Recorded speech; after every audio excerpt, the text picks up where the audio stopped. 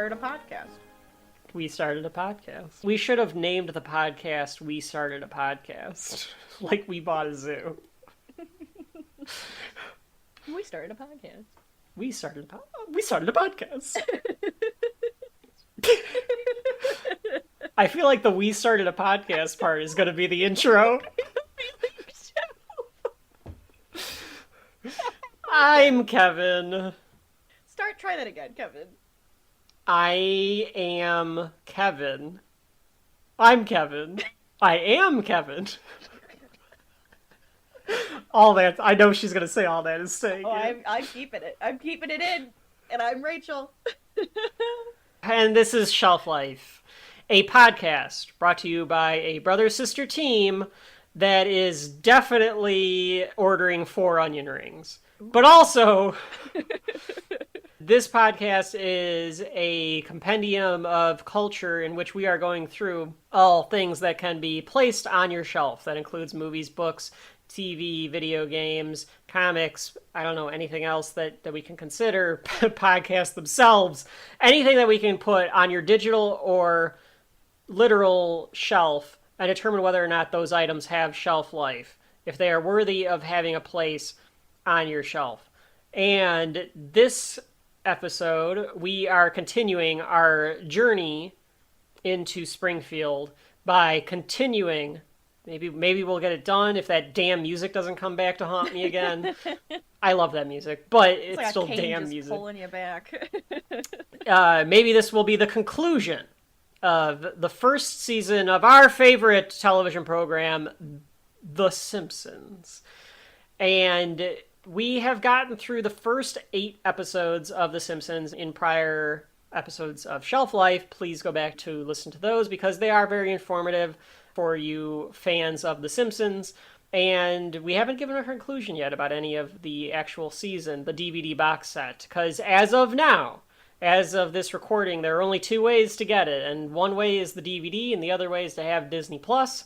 You never know what Disney could do with those episodes, so you may want to have it on hand.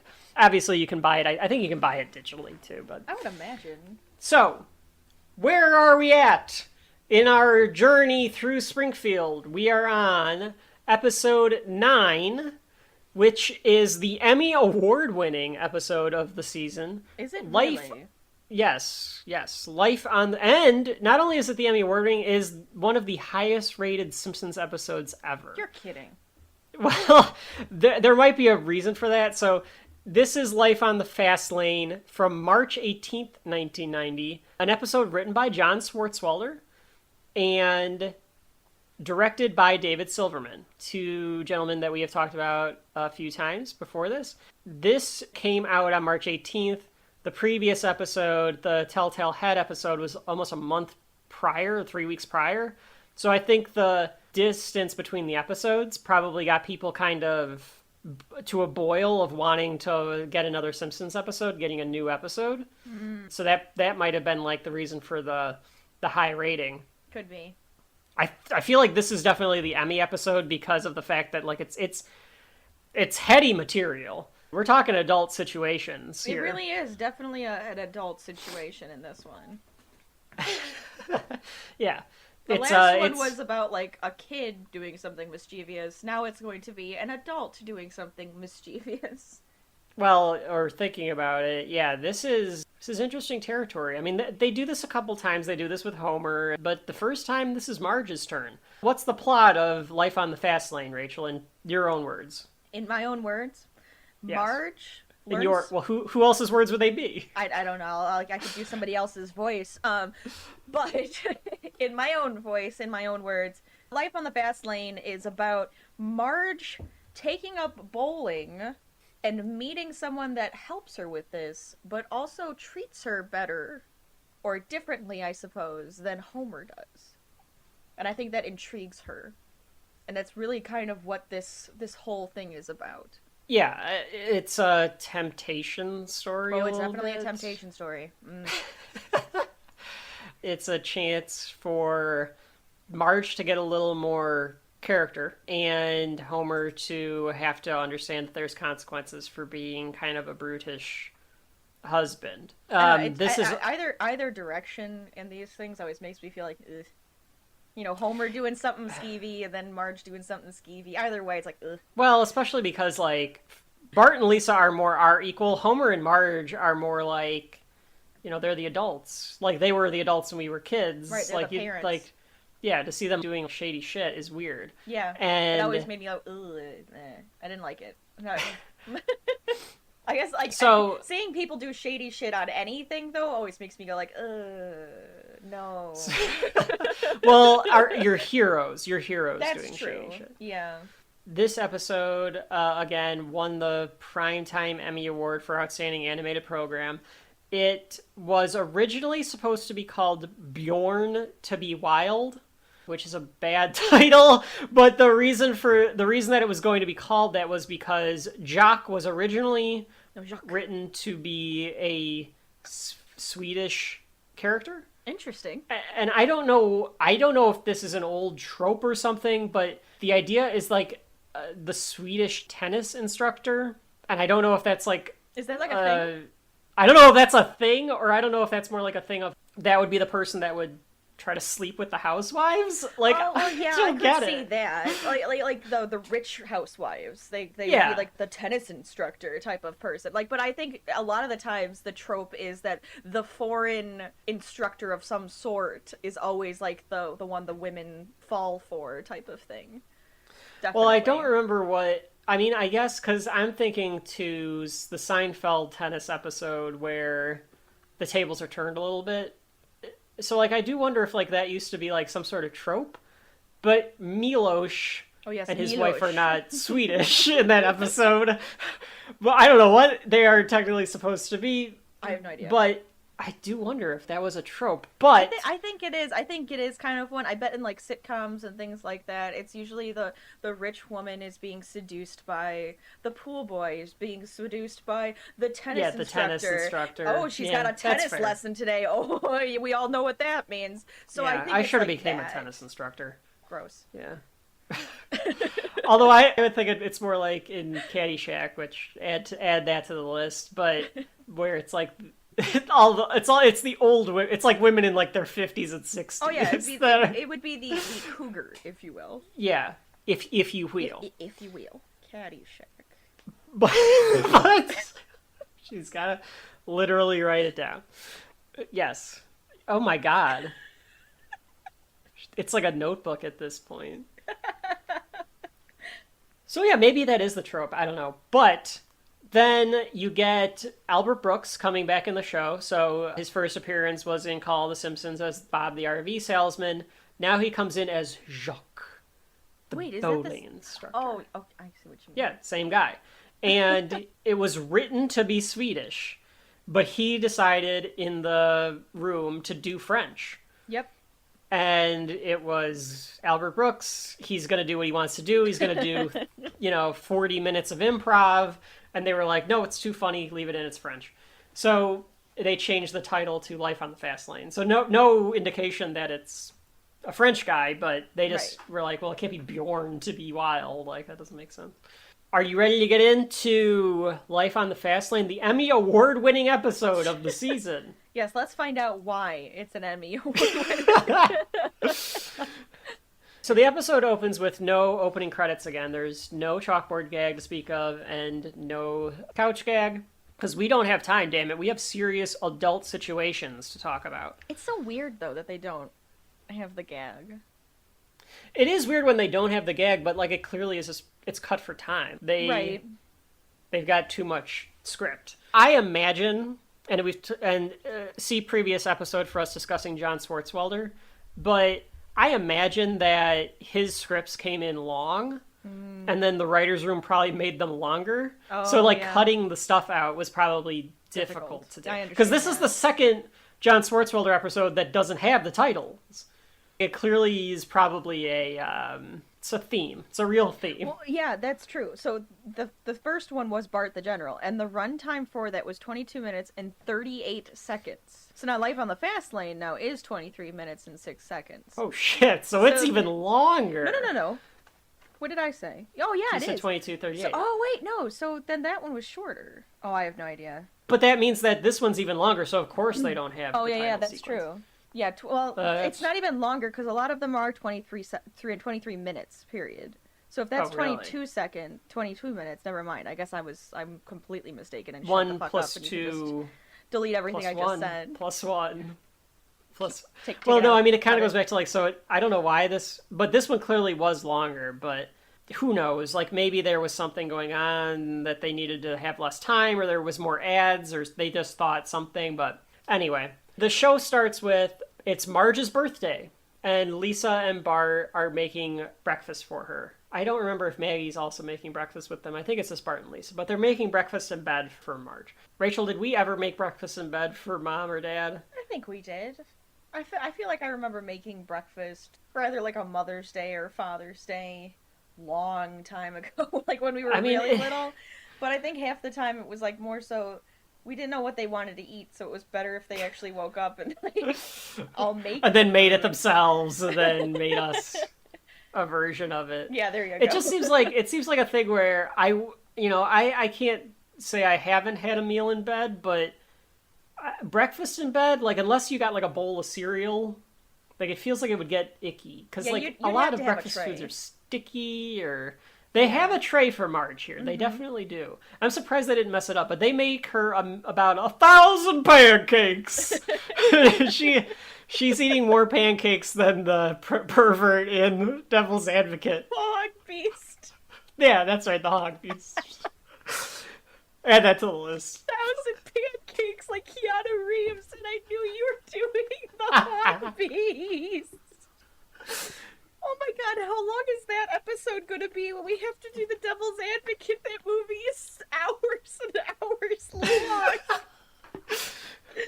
I think it just feels incredibly long. No, it is. But I mean, that is well tread ground, but we have to talk about it still. We have to talk about it. So anyway, Bart gets... God damn it. Bart gets his tongue stuck in the beater because he's trying to lick the batter. And that is definitely, like... it's dangerous. That was a fun part of being a kid, though. Like, I don't make a lot of baked goods living by myself, but licking the batter, I'd do that still if I ever made me baked goods. When I bake, I still do that. Absolutely.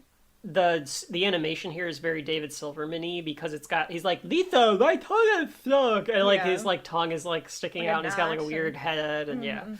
And they walk in the room and then you definitely get the David Silverman mouth because it's like their jaws are unhinged because they shout happy birthday and surprise Marge with her breakfast in bed. And Homer is an idiot in this episode, but he's very much a jerk. Oh yeah. Too. Yeah, like he's a big jerk like lately in these, and it's just like I don't remember him being this big of a jerk with the episodes where he has to be a jerk. It's like, oh boy. Yeah. Overdone. Yeah. Like... Well, and yeah, when he has to be a jerk, he's really a jerk. And he clearly has forgot. He thinks that it's his birthday. He thinks he's forgotten his own birthday. Apparently. I guess could be a thing, but like, oh, it's my birthday, whoa! Like, so this is definitely the first time that we get I love this sound effect, and it's done several times over the years. It's the first time that it happens, but it happens in the future where you get someone quickly running downstairs, quickly jumping in the car, and then you hear the car kick off. Oh, right. What'd you get her, Dad? Yeah, what'd you get? A very thoughtful gift. But it's a surprise. You know, it's such a beautiful morning. I think I'll take a little stroll around the block.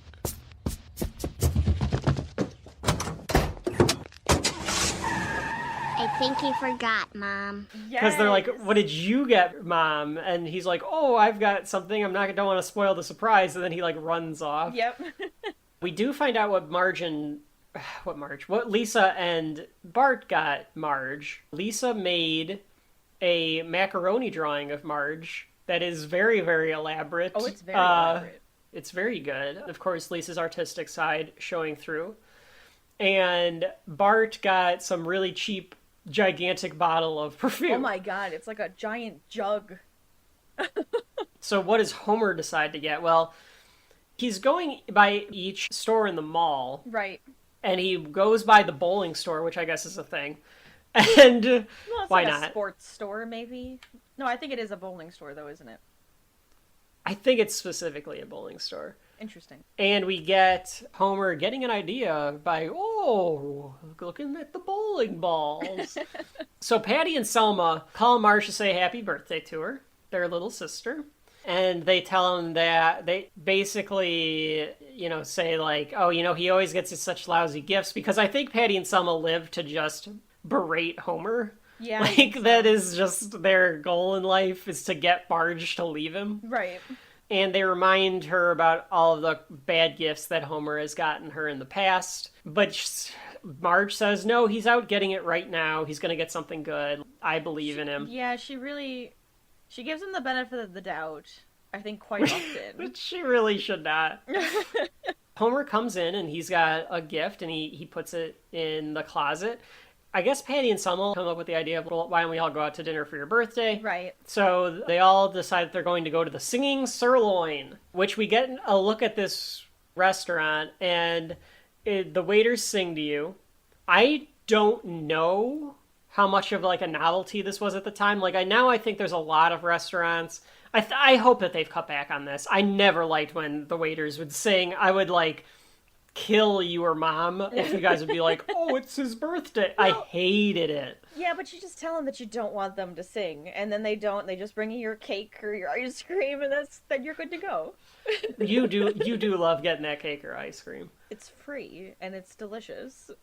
Well, last year you got that, because we went to a Mexican restaurant for you last year, and you got that, whatever that, it was had good. cinnamon It was on like that. It was like toasted, and it had some ice cream. It was delicious. Mm-hmm. So anyway, I don't know how much of a novelty it was, though, in 1990 to have a place like this, or if it was just like, because you go table to table, and it is, the waiters are singing songs for different occasions, which I think be loud nowadays and obnoxious in this whole restaurant too. By the way, this is a COVID-proof restaurant, because the tables need to be at least 6 feet apart, just so you can hear the waiters singing your song. But they're all different types of events happening. Yeah, there's an anniversary going on. Mm-hmm. I don't know the song. I can do it for you now, but I think it's a real song, so I don't. It's like when we danced on the night we were wed, I think is the line that you hear from it. I don't remember what kind of, like, it's like a song probably from the 30s or 40s. Probably. Like, it's an old ass song. Right. And then I don't know who does this song, but it's like somebody's there gonna have a baby. So like the song is, I don't know if they just happened to go there, so like they just decided to sing for them, but like it's "You're Having My Baby," I think is what they say. So weird. And I don't know what song that is. I should have looked that one up. I'm looking it up now. That's it. Go ahead, look it up. It's by a Paul Anka song. Yeah, so again, like some old and ass. when they sang on Glee, I remember that song. Oh, it just popped up in this stupid thing. Are we adding Glee to the list? Should we? I mean, maybe future seasons. Folks at home, let us know who should add Glee to the list. I feel like that show falls off real fucking hard, but we could try. And we got like some bad shit that happens to a couple of the characters. And We've got, I mean, again, like we've said, our list is so long that we will do this forever, and we are okay with that. So maybe at some point you'll get a Glee episode. So anyway, then it pans over and you get The Simpsons celebrating Marge's birthday. No, you missed one. There was a funeral. What's being sung at the funeral? I don't know, but there was they were all very solemn, wasn't it? You're right. Yes, there is like definitely literally... a funeral. We learned that Marge is turning 34, which you want to talk about making at least your podcast hosts feel old. Marge is turning 34 in this episode. I would say that Marge and Homer definitely do not act like... Because I think eventually they established that Homer's 37. So that means that Marge in later episodes is also probably 37 because they're the same age. Yeah, I thought so. And not that makes it any better or worse, but that would also mean that Marge and Homer had Bart when they were 24, which I don't think is true. I thought they had him earlier. Right, because they start dating in high school, and then they have I don't know how much after that, but yeah. I mean, now it's just longer. It must have been not too long after that. I wouldn't have thought so, but that would make Marge even younger, which is crazy because she does not act like somebody in her 20s. No. So she's at least 34. But I feel like they always make Homer and Marge act like they're almost 40 years old. And maybe it's a thing where the writers at the time were in their 20s and 30s, and if they were writing for parents of 10-year-olds, they'd age them up in the writing, but not think about the age at the time. Because I think that Homer and Marge, I think that we can have a thing on this show where we do a little bit of headcanon.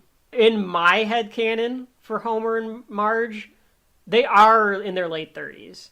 Yeah. And they just happened to date a long time and never really did anything before Bart came along. See, that's where it's hard for me to say that, because, yeah, it feels like they are late 30s, early 40s, right? But then whenever I think about them having, I guess it was after college, because they went to college. No. No? Neither of them went to college. No, we learned that later on. That's true. Remember?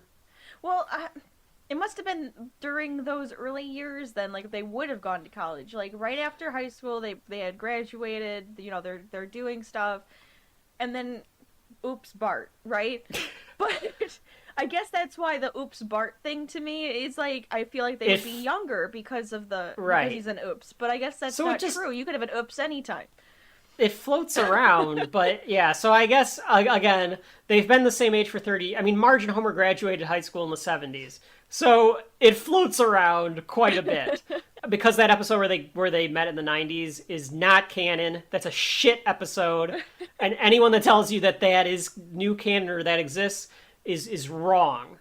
They are vehemently wrong. Yeah, they're totally wrong. Yeah, none of that is canon. None of it, yeah. So I guess the timeline really doesn't make any sense.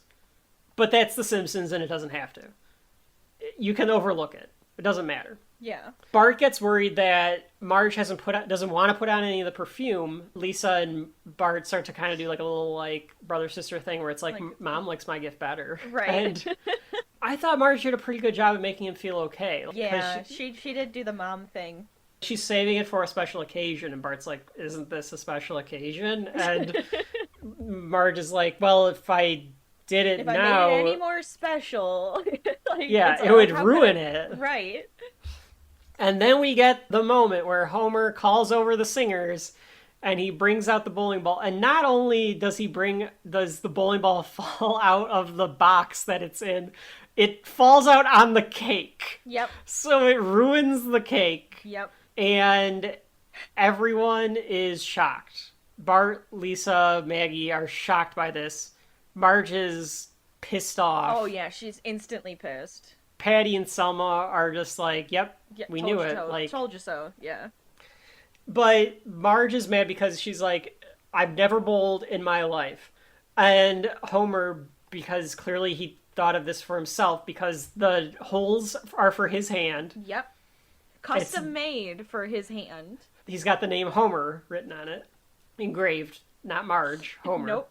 Homer on the ball, just engraved Homer with custom-made fingers. Custom weight too, probably for him as well. Yeah. Homer says, well, if you're not going to use it, I know somebody that will. And it's like, unbelievable. Yeah, you're so selfish. That is like the worst selfish thing you could do. Well, I don't know about the worst, but it's pretty bad. Well, it's bad, though. It's very selfish. No, it's bad. It's like bad. You're buying someone a gift, but you're not really buying it for them. You're buying it for yourself because you know that they're not going to use it. Yeah, exactly. Very selfish. Absolutely. So a little bit of what the kids have dubbed jerk-ass Homer here. While they're going to bed, Homer tries to defend getting Marge the ball. She is not having it. She is pissed at him. Oh, yeah. And she tells Homer she's going to use it.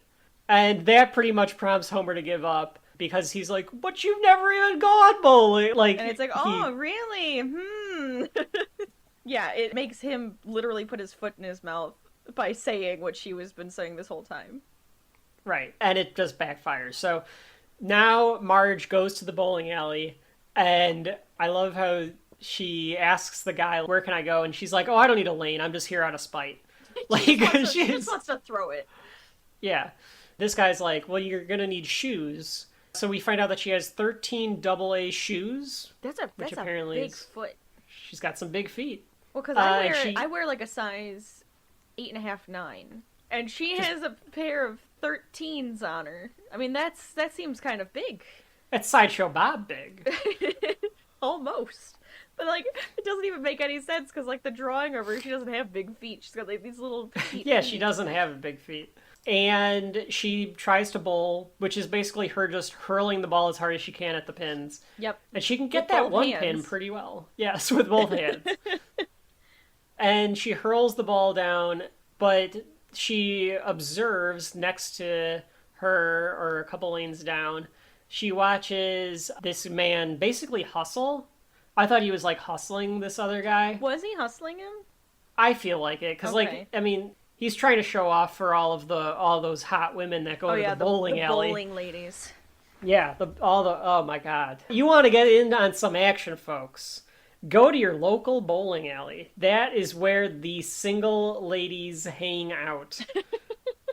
Which I guess, I mean, that's probably part of the joke, is that it's all happening at the bowling alley. Because he's hustling this guy, and he's getting strike after strike, and he turns his attention toward Marge, and he kind of walks over to, like, offer bowling lessons to her. Right. And he's bowling like... lessons. Yes, but he does a little bit of, like, oh, you know, Homa. I can't do a French accent today for some reason, but I'm trying to do the Albert Brooks. Oh, no, that's true. He first goes Homer, because he doesn't know what her name is, because she was trying to read her ball. I'm awfully sorry. Entirely my fault. It is nice to meet you, Homer. Oh, no. Homer is my ball's name. I'm Marge.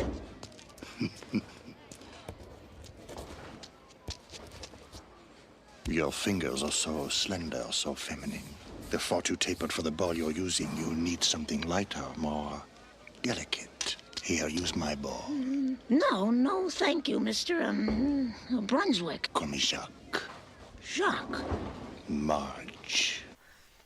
Yeah, that's what she calls him, Mr. Brunswick, because Brunswick is a type of ball. And he goes, call me Jacques. He rubs her fingers a little bit. There's a lot of inappropriate touching in this episode. Well, he, like, puts her fingers over the fan. Isn't that what it is? Or does he actually a little later play on with in the her fingers montage now? he does. It's very... He says very something about her touchy-feely. delicate fingers in this. Yeah. And for your delicate fingers. Yeah, it's something like that. He does have the line, many people have attachments to heavy, clumsy things, such as this Homer of yours, which is obviously a metaphor. Metaphor to actual Homer, because he is a heavy, clumsy thing. So there's some improv here. He tells her to throw, damn you! And she throws and it knocks down all the pins. Well, he moves her first. So, like, it was like, show me how you bowl. She bowls, right? She throws it down the lane. It hits the one pin. And then he, like, observes her and then, like, just turns her and, like, pushes her a little bit to the side. And then tells her to throw it again. And that's when she hits all of the pins.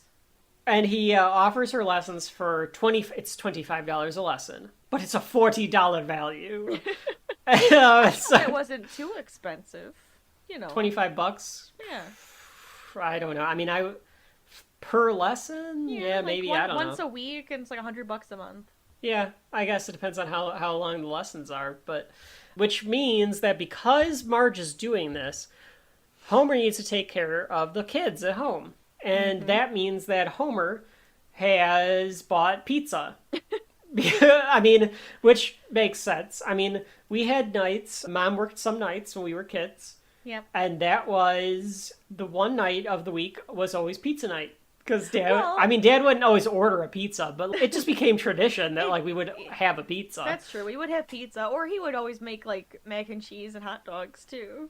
Oh, yeah. There were definitely those meals I think Dad was probably capable of making different meals, but we were like, no, these are Dad meals. Yeah, like, that's what you're Dad making. meals. This is what Dad makes. And that's what we always wanted whenever he's cooking. Yeah, exactly. There were like 3 different things that it was like, no, that's what Dad's making. But it is a very Dad thing. It is a Dad thing. Yeah. You're making pizza. You're making eggs. You're making macaroni and cheese. Hot dogs. Hot dogs. Yeah. Period. Pork rinds in a salad. But I thought it was kind of cute. I thought, well, yes, we'll talk about that. Yes. Our dad's Homerism. Our dad's version of making that rice cake with everything on it, or like Homer's space waffles, is definitely they're there as well. We'll get into that when we get there. But I thought this was kind of a nice little scene. It's a cute little scene. Everyone helps Maggie get to sleep, and right. Marge comes home and tells Homer she's going to go bowling again the next day, and he gets kind of worried for some reason. I guess because he thinks like Marge has got a hobby now. Right. Because there's no reason for him to really worry. As far as he knows. Yeah, she thinks she'll do better next time, and he doesn't mind taking care of the kids. I do like the line that Homer has where he's kind of like, I get to spend time with you now, with you kids now. And then they like sit there and there's like a beat and he goes, does the time always go this slow? Or does the time always go by this slowly?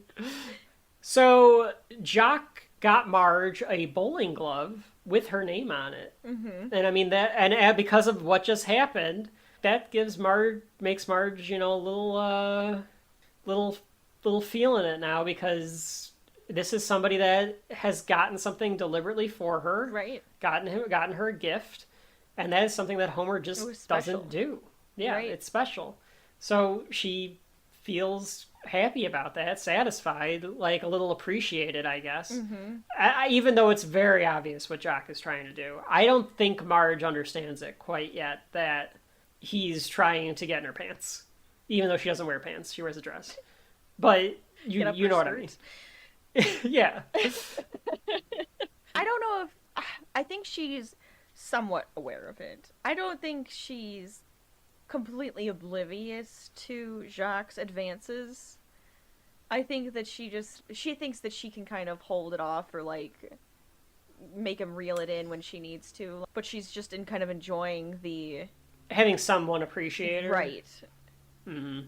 So if she can keep him at arm's length, she gets to have that appreciation. I think that's kind of how she's seeing it.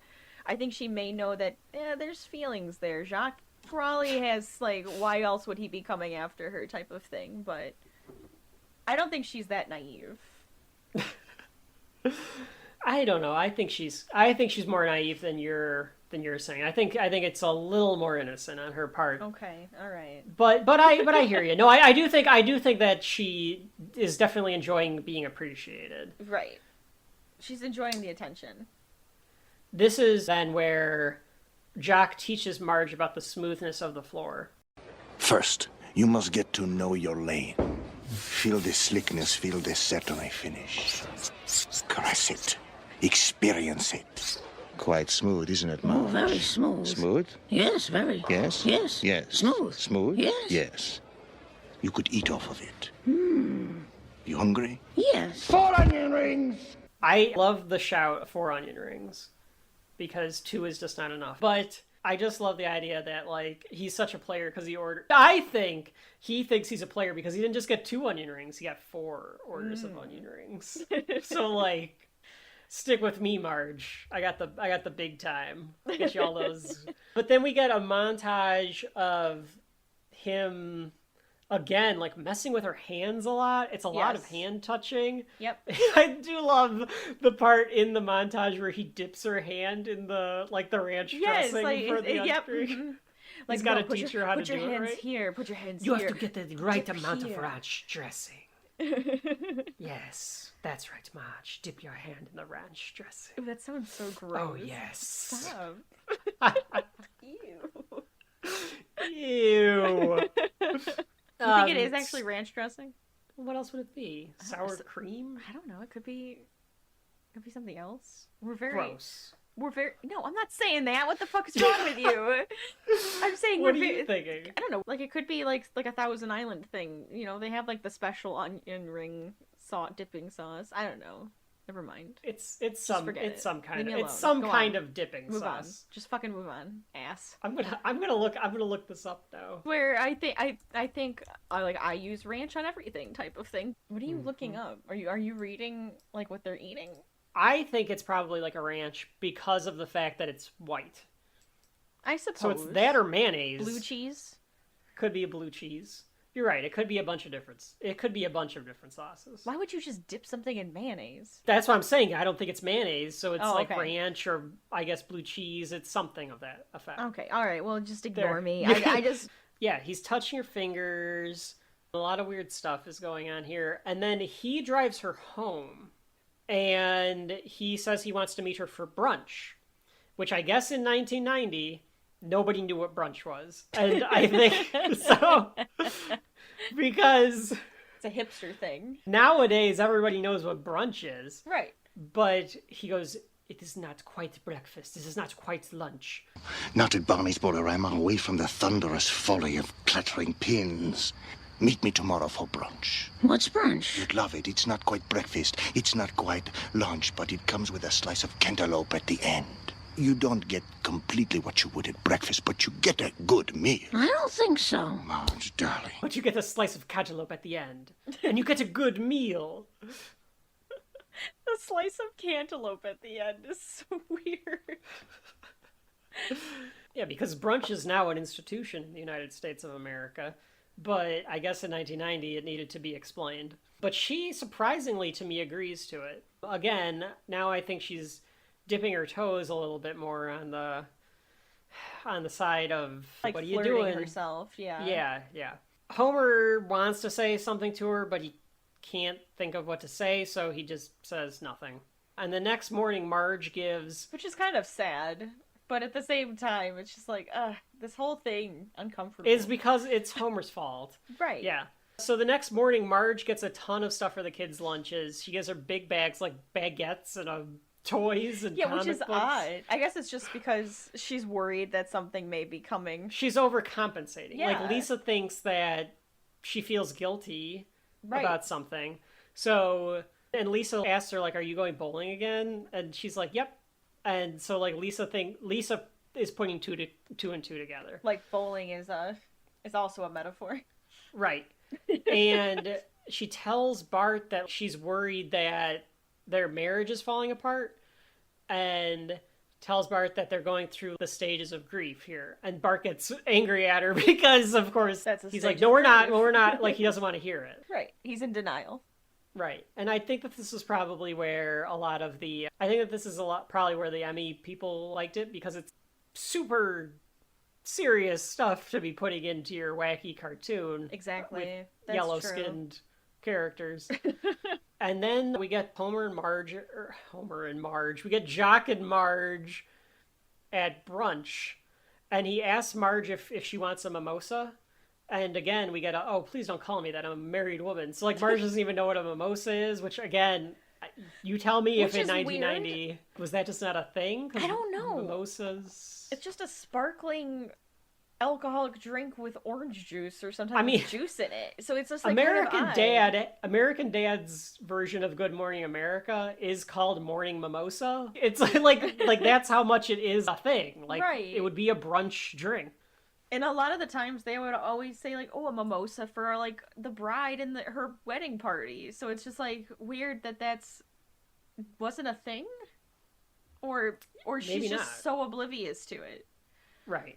But Marge is nervous because she's there with another man. She does not feel comfortable. Yeah, you can really. tell. And while they're having brunch, Helen Lovejoy shows up. So we get the first introduction of Helen Lovejoy, who is the minister's wife. She even says, I'm the gossipy minister's wife. Yeah, I'm the gossipy minister, like minister's wife. It's like, oh geez. Yeah, you know your place. And she's getting ready to basically spread this rumor about absolutely. The fact that Marge is there with some other guy. Jock, though, quick thinking because he's a player who's used to these situations, comes up with the idea of like, no, I'm teaching her bowling. And starts taking like the salt and pepper and like pretending it's bowling. And Helen, right, like, oh, this is gives the up, 7, like, this is the 10, and then what would you do? Yeah. So this is where Jock goes way over the line, because Jock asks her to meet him at his apartment. Yeah. And she He's pushing faints. She faints, and we get a stylized dream sequence, and Marge is dancing with him in what she thinks would be this, like, glorious apartment. And Yeah, it's very she's glamorous. Yeah. She's in a gown, and he's in, like, in a tuxedo. I did like the style of this. I do like when they go into these, like, dream sequences, they change and the coloring? style up. Yeah, and the coloring. Like, there's a Yeah. bunch of, like, oranges in this, and some blues, and it looks very artistic. Yes. It's definitely stylistic. It's definitely, like, something where I don't know if they do this nowadays or not, but, like, it feels ambitious is the best way to describe it. But there is a joke where Marge says, in the dream, where Marge says, "Oh, you certainly have a lot of bowling trophies," and Jock says, "Those aren't for bowling, they're for love-making." In the commentary, they say the original joke there was, "Those aren't bowling pins. You can figure it out from there." Odd. Like they're penises. Did you really have to say it? Just for the people that didn't get it yet. It's still weird, though. Why would he just have a bunch of penises? But I guess they couldn't keep that line because even though a bowling pin doesn't look exactly like that, they thought that the censors were like, too much. It's too close to, like, too much. You know, too much. I thought this whole sequence seemed like a proto Big Lebowski dream. I don't know if you've ever seen the Big Lebowski, Rachel, but add that to the probably list. Not the whole thing. Okay. But yeah, there is a dream in that involving bowling that is similar. But she wakes up from fainting, and she agrees to meet him at his apartment. Right. Which is very... It's disappointing. I'm disappointed. I am, but again, it's like... Marge feels appreciated for the first time. I do wonder, like, would she really, I don't know. Would she really I don't through condone with it. I don't condone it. I'm against it. 100%. I think that what she's doing is wrong, but and she should set his place and end it, but that's my opinion. Homer finds the glove. The glove. In, like, at Marge's dresser, whatever you call that. I don't know why. I don't think it's a boudoir. I think it's just a dresser. Calm down. The boudoir becomes the voluptuary. Her dresser. He's, like, depressed. He's just despondent. And Bart, I think, realizing that he wants to cheer Homer up here, asks Homer to play catch. And Homer's like, "I don't even know if I can lift my head." What?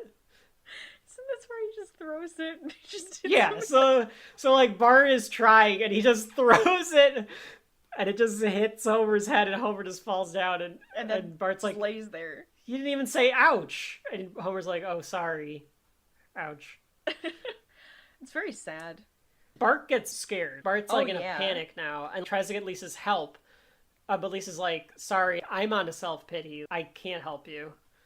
So this is, like, affecting the whole family now. And absolutely. The next day, Marge is making the kids lunches, and Homer tells her, because he just can't figure out a way to express his feelings, so he tells her how much he likes her sandwiches. And he makes the best peanut butter and jelly sandwiches, and the jelly stays inside the sandwich, and he clearly cannot come up with, like, the right way to do it, but he tells her that you shouldn't keep your feelings bottled up. I mean, I think that he's basically trying to tell her, like, if you are really mad at me, you can talk to me. Like, let's try to work this out. Yeah, but he leaves. And then we get this Jock moment at his apartment. So you find out that Jock really isn't that much of a player. He's in just this regular old little apartment building. Right. And he's, like, psyching himself up in front of the mirror. He's going to strike out tonight! Which, it would be a bad thing. Yeah, exactly. Like, I understand that a strike is good in bowling, but when you say strike out, that's baseball, and that's bad. Yeah, you should have said you could get a turkey or something.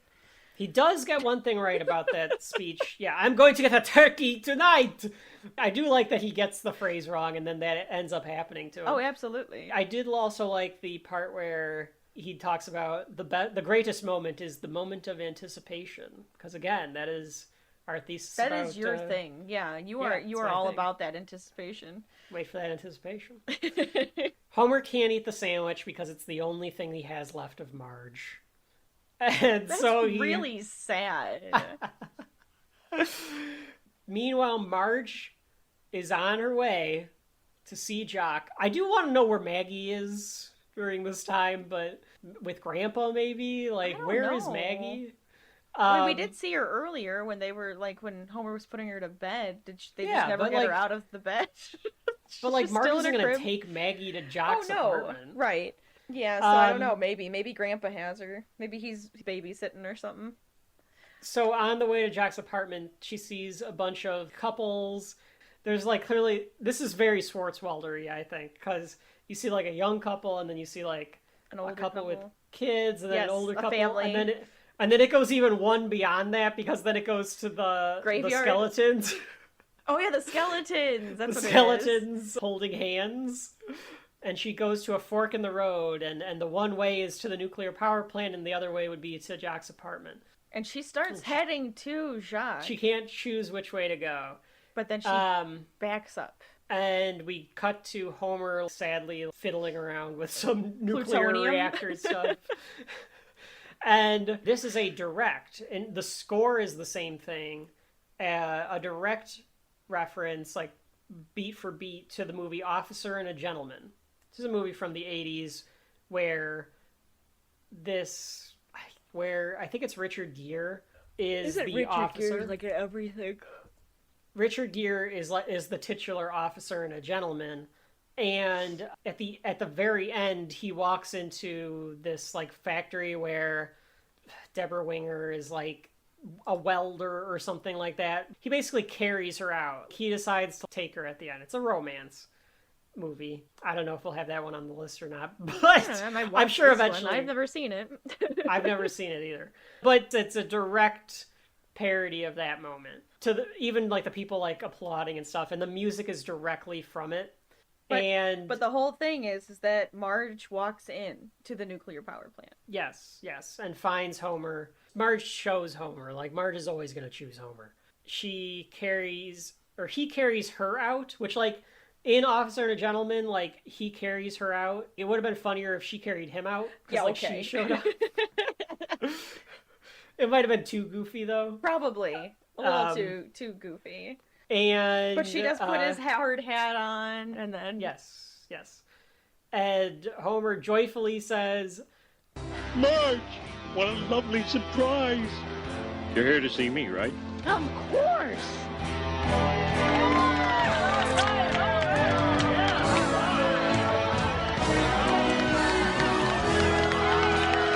Hey, way to go, Homer! Way to go!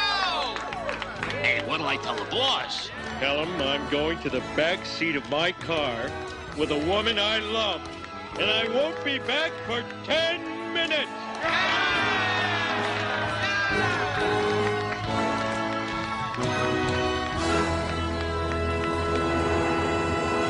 because somebody asked, like, what do I tell the boss? I think it might be even Lenny. And Homer goes, tell him I'm going... the backseat of my car. And with my wife, and I won't be back for 10 minutes! Just a very adult joke. Yeah. And I don't think Jacques ever returns. I don't think so. We don't even see, like, his disappointment of her not showing up. Right. Yeah, and, I mean, I can get into it. Completely take him out of the damn show. Yeah, he's gone. So, that is the end of Life on the Fast Lane. Rachel, what did you think of the episode? It's fine. It's an okay episode. I would put this lower on my list, honestly, for the season. It's just kind of one of those things where it's just like, oh, okay, they had to have this, like, thing happen between Homer and Marge, and she's doing something racy, and I'm just like, about it, I guess. Yeah, I mean, I'll say this. I think it's a well-written episode. Oh yeah, and it's absolutely well written. I think that the character of Jacques is funny. I think Albert Brooks makes him very funny. I think his lines are very funny. Mm-hmm. I think all that's very good. I don't like how big of a jerk Homer is.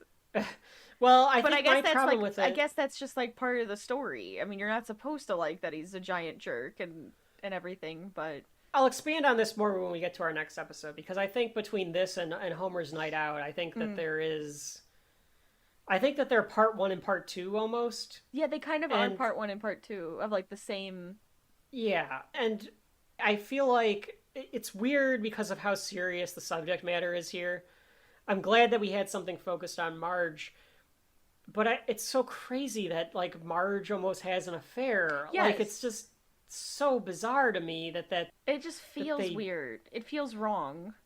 But I think at the end of the day, like, the whole idea is that no matter how bad Homer is, Marge is such a good person that no temptation is going to ultimately pull her away, because she is a good enough person that she will stay with Homer. Yeah. But part of my problem with the episode and why Homer never really redeems himself though either. So it's like exactly. why yeah, so it's like why does she There's nothing Homer doesn't redeem himself. No. And Jock gets no comeuppance. Right. And those 2 points bug me about this one. I think that's exactly what my problem is then. I don't feel like it wrapped up properly. Like Right. Yeah. I get it. No matter what the Simpsons turned into the Emmys, they were going to win it this year, but it doesn't sit well. Doesn't sit very well watching it back. But there are some good bits in it. I definitely wouldn't be like, skip this one. No. Like, so, you know, I did say like, oh, well, we'll skip an episode here or there throughout our journey through Springfield. And Rachel was like, no, we're doing all of them. So that is, we are doing all of them no matter what. Well, no. Not that I would. There's gonna probably be a few that were like, this. well. Like, yeah, I mean, I do think this one is good. It just it doesn't have it. It's not satisfying. It's not satisfying. No, it just doesn't. It doesn't sit right, and I think that's my whole problem with it. I think Homer ultimately learns his lesson, and if you put the 2 episodes together, I think it works out better. And we'll get to that when we come back with the next episode of The Simpsons. I hope you realize that playing with guns is an obvious cover-up for your male inadequacies. Yeah? Well, why would anyone play with dolls? Why would anyone play with you? Why would anyone play with you? Why would anyone play with you? Why would anyone play with you? Why would anyone play with any of you? Beats us, but Burger King's got them. The Simpsons for $3.49 each when you buy new mini muffins or any size fries. To give you The Simpsons for virtually peanuts, sometimes you gotta break the rules. And we're back. I want the Homer's Night Out. You writing that down to be the start. So we are back here on Shelf Life after a word from our sponsor there, where we are talking about episode number 10 of the season. It is Homer's Night Out, debuting on March 25th, 1990. This one written by John Beatty and directed by Rich Moore, a couple of guys that we have talked about in the past. And as usual, I will throw it to you, Rachel. What is the premise for Homer's Night Out? So, why were they all going out? What was the...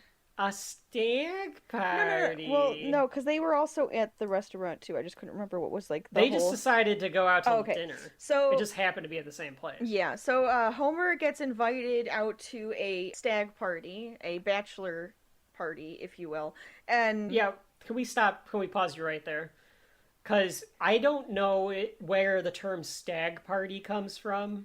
I don't think in our lifetime anyone has called it a stag party. I think even in 1990 it was probably old-fashioned to call it a stag party. I would think so. Like a bachelor party. That is what it is called. Right. It's what it's always been called, at least in the United States. So it's just so weird that it's called a stag party. And it always reminds me of the pilot episode of Family Guy because of I told you not to go to the stag party. Because like they call it that in that episode too. That's anyway, true.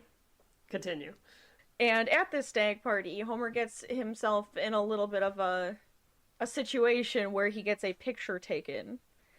And this is kind of like what we were saying before with how the last one was about Marge doing something racy. This is now Homer doing something, well, I don't know, it's not equally racy, but it's, you know, something where it's kind of like... This is the well-meaning episode to be like the more feminist episode. This is definitely why I call it part 2, is because it definitely kind of feels like it's another Homer trying to learn to appreciate Marge. Women in general. And women, yeah. Oh, that's true. That's true. So, like, he gets himself in a little bit of trouble with the picture, and it is about him learning about appreciating Marge and appreciating women in general. It is more of that type of story. The first thing I wrote down was, it's strange that this episode comes after Fastlane because Homer learned nothing, right, and then goes right back to being in the same place. But I'll justify it at the end of the episode when I talk about my conclusions on it. I feel like they should be flip-flopped. Like, yeah, it feels like it should Homer's be Night flip-flopped. Out should be first, and then... Because it's like, okay, Homer, now you've done enough. You know what I mean? Like, now I've had it. Now I'm going bowling. Like, now you forgot my birthday. You were dancing with a belly dancer. Like, right. We're done. But I can justify it at the end, I think. All right, I'm gonna try. I'm excited to find this out. So let's get into it, though. Let's start from the beginning of Homer's Night Out. That was a good transition, Rachel. You're welcome. So the chalk gag for Homer's Night Out is thematically appropriate. I will not call my teacher hotcakes. Which I can't imagine. I can see Bart doing it to get a rise out of Krabappel. Yeah. And the couch gag is they all get on the couch and the couch collapses. So the collapsed couch gag for this one. Sure. So the episode begins with Marge and Homer getting ready for work. And Homer is making fun of his new employee, Eugene Fisk. And Eugene Fisk made a bit of an ass of himself at work at the latest place because he started hitting on some girl. And Marge kind of asked, like, oh, does she like him? And Homer's like, oh, I think she might have eyes on yours truly. Hey, I'm Fred Flintstone. Such an ass thing to say about the woman at work. Well, he's being jokey. Yeah, I know. And we find out that Homer weighs 239 pounds. And he vows to exercise every morning. Yeah. I did think that 239 pounds seems light for Homer. Compared to, like, one, how he's drawn. True. And two, just, like, in general, how they, like, treat him. I feel like it's light. I guess that's true, yeah. They keep him at 239. Like, I feel like, and there's a future episode where they beef him up a little bit, but 239 is usually about where he's at. Yeah. But we find out his weight. In the meantime, Bart is reading a comic book or something, and in the back, there's an ad for a spy camera. And he can't resist, and he's like, I've got to get in a mail order and get this spy camera. Oh my god. They always had those mail order things for kids. Yeah, comic books, I don't think they do nowadays. I mean, there's still ads in comics, but they're definitely not like mail order gadgets. Yeah, because like even cereal boxes had like the mail-in gadget things. I had gotten one. It was like a little Palm Pilot thing that I got from a cereal box when I was little. Yeah, or you could get, like, I don't think I ever put in for them, but there was definitely, like, something that was prevalent back then of put in this, like, proof of purchase kind of a thing, or, right, like, throw in 75 cents and you can get this thing. You know where they do that sometimes still is buying Blu-rays. Really? Especially Disney's Blu-rays. I have a few Marvel Blu-rays, and maybe they do this because of the comic book connection, I don't know, but maybe. It'll be, like, send in proof of purchase, and now, of course, it's, like, $20, and you can get this statue of, you know, Ultron or whatever. But yeah, that's definitely a sign of the time that he, like, puts in for this little spy camera. Right. We shift to 6 months later, and Homer is getting ready for work again, and he's shocked that he's 239 pounds! And he's gonna exercise every morning. And he starts just doing and Marge is twists. like, don't strain yourself, dear. Yep. Again, I think that we're kind of supposed to believe that, like, he does this periodically where he, you know, just, like, realize... It's no different than you, like, looking at yourself in the mirror and being like, I gotta fix fat this. cow. You know, everybody does that from time to time where it's like, oh, I gotta fix this, and then they try it for 30 seconds, they go, nuts to this, and then they just stop doing it. Right. Which is very relatable. You know, I do it all the time, where I'm like, I'm gonna write, I'm gonna read, and then it's like, nuts to this is way too hard. I'm gonna learn how to invest, and then never do.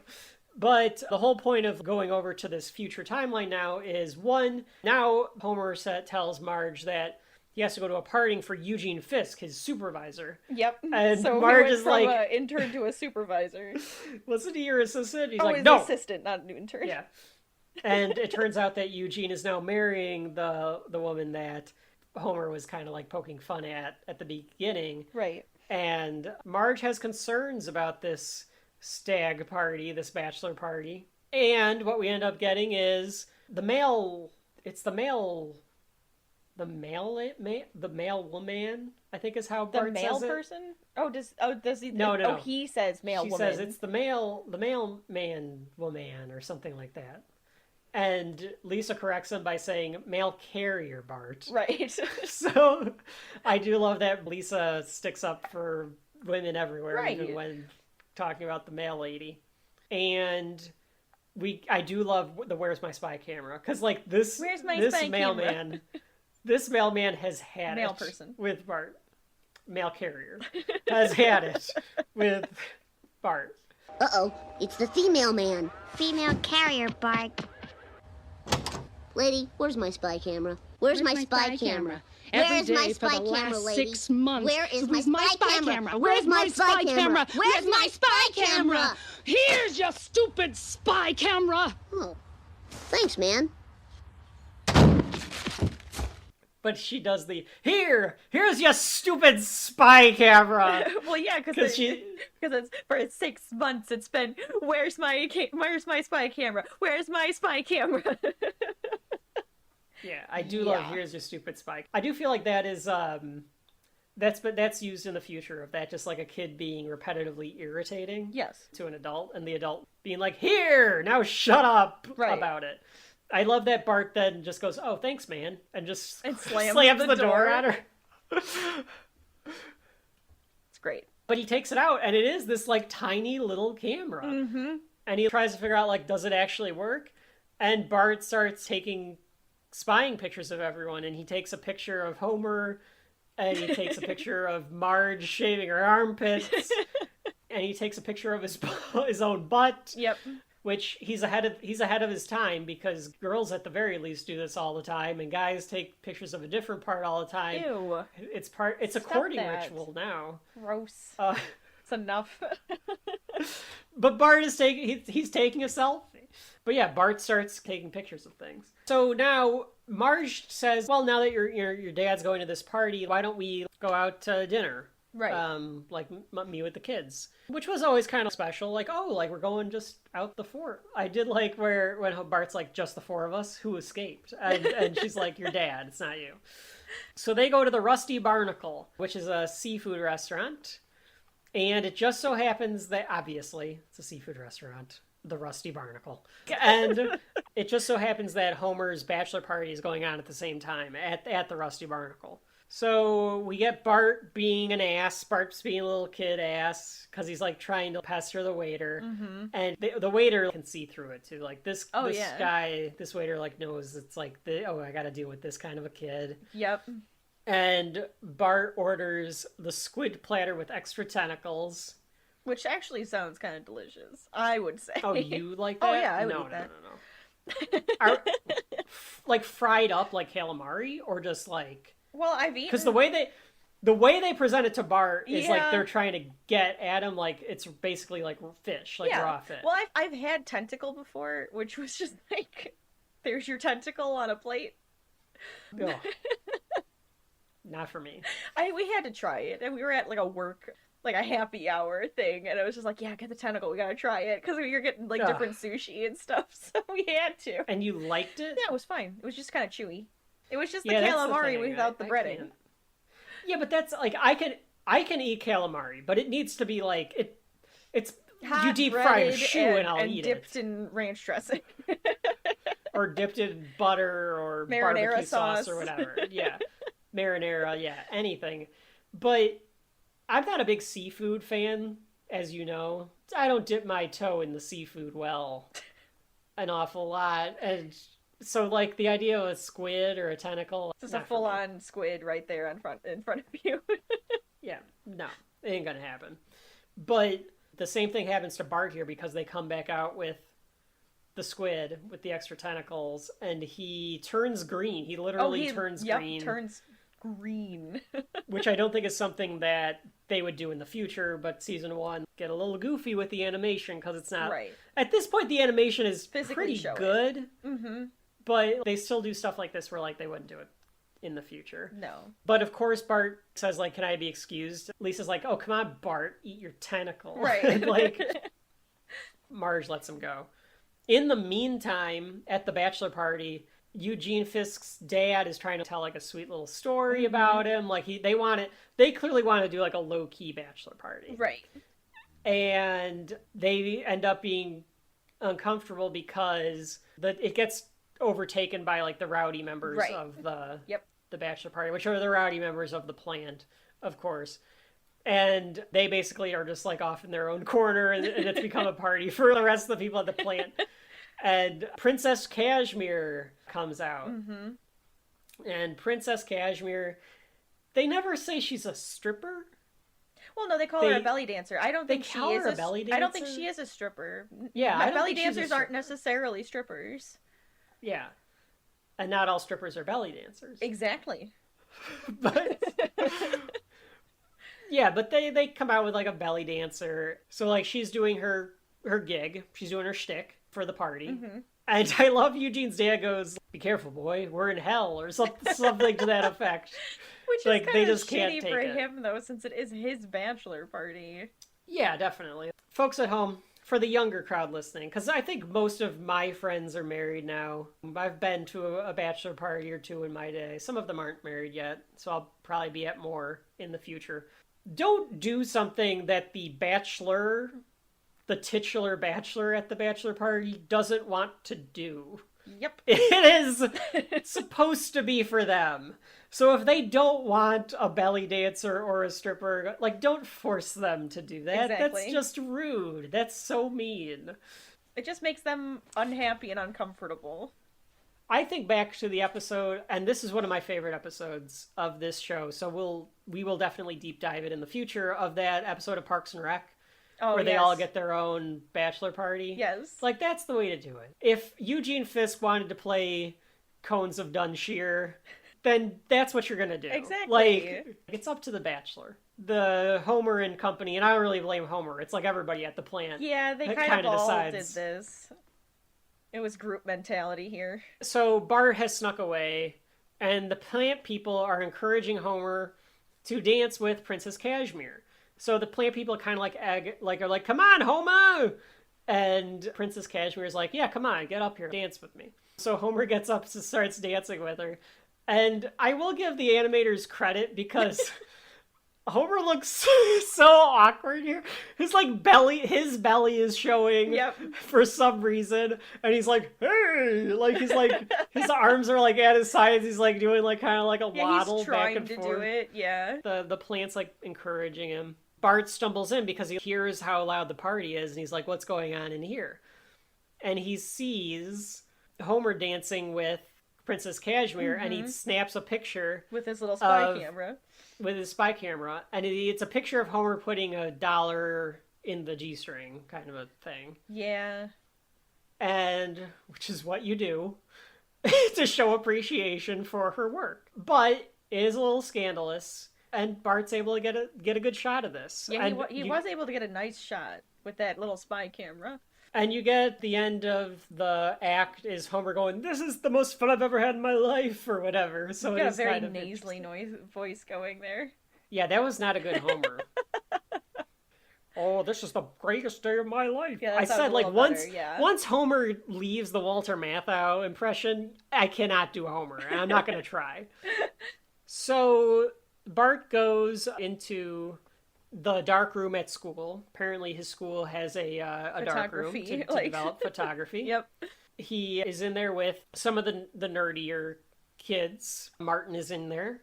Martin compliments Bart on the quality of the photo. And oh, like, who's the sexy lady, Bart, I think is what he says. Which, what we end up learning about Martin is I don't think he'll ever... Because, like, I don't know. He doesn't seem exactly like the most type of person that would be like, who's the sexy lady? Yeah, I don't think he would be like the person to ask that. But at the same time, maybe because Bart's in there, like, he's like, oh, maybe we can make this kind of cool because, like, Bart's in here. I thought it was neat to see Bart take an interest in photography and do this in the dark room and everything. Well, I think it's the spy part of it. Well, yeah, exactly. Like, he found a way to be a menace at doing something that dorky is still considered dorky. Right. And photography has always been considered dorky, Rachel, because Peter Parker was a nerd in the 60s. I'm just saying, 30 years before this, Spider-Man was a dork. Yeah, well, because he was into photography. Sure, I guess. Whatever. He was a dork because of everything he did, though. Well, sure. I mean, yes, because yes. In the Simpsons world, Peter Parker would have been a member of the club, and Martin would have been he would have been like a toady for Martin. Oh my god, I suppose so. Bart basically says, like, he's not going to give it to anybody. He's just going to, like, keep this copy for himself. Mm-hmm. Which, I don't know why he wants to keep a copy. I guess, like, one, it's blackmail against Homer, I think it's the blackmail part of it. Okay, like, because, like, I don't think Bart realizes, he doesn't care that Princess Cashmere is in a bikini. Right. Yeah, he doesn't really make any play, like, anything about, like, ooh, look, like, naked lady or anything like that. It's more so the fact that it's Homer dancing with her. Right. But in a very, I mean, nowadays this would be, again, kind of ahead of its time, or it's just gotten worse. Somebody takes a picture without somebody's consent, and now it's all over the internet, and that could happen as easy as can be. Absolutely. In 1990 version, it starts with Milhouse being like, oh, come on, like, how come I don't get a copy? I'm your best friend. Yep. And of course, he's like, all right, I'll give you a copy, but you can't give anybody else a copy.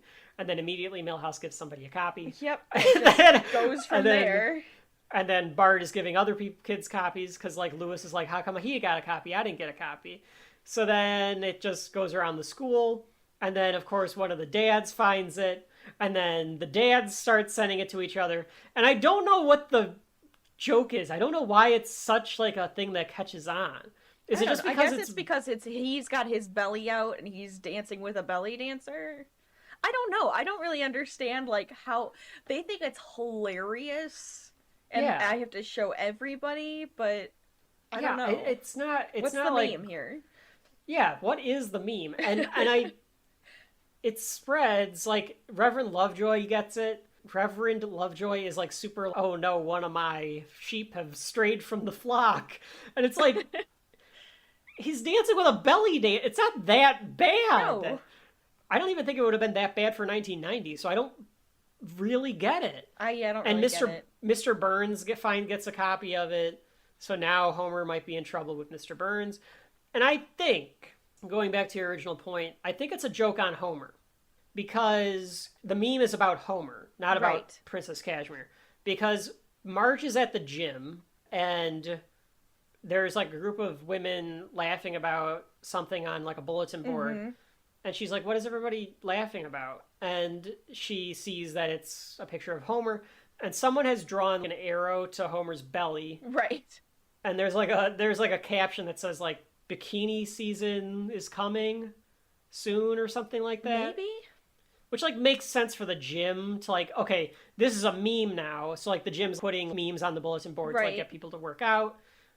I'm sure it happens now, too. I would imagine. But I don't know. That's kind of fat shaming at this point, then, too. You can't fat shame that much. But... That's right, yeah. Cancel this episode, everybody. They're fat shaming Homer. They're fat shaming Homer, and they're fat shaming a sex worker. I don't think she's a sex worker. Now you really pushed it. No, she's not. But I did listen to a podcast about this episode, and they kept referring to her as a sex worker. And I was like, she is a belly dancer. I think she works at like a burlesque club where she has we find out she works at a bunch of different feather clubs. dance or something, and then I think and then she's also a belly dancer, and that doesn't really mean that you're a stripper. It just means that you belly dance. No. Right. Well, I think that's one of those things where I think people wanted to use this term to not demean people with OnlyFans or like things like that. I think they wanted to refer to them as something else. I guess. And now it's just become, if you're a prostitute, a stripper, an OnlyFans person, like anything to do with your body. If your job is a sex worker.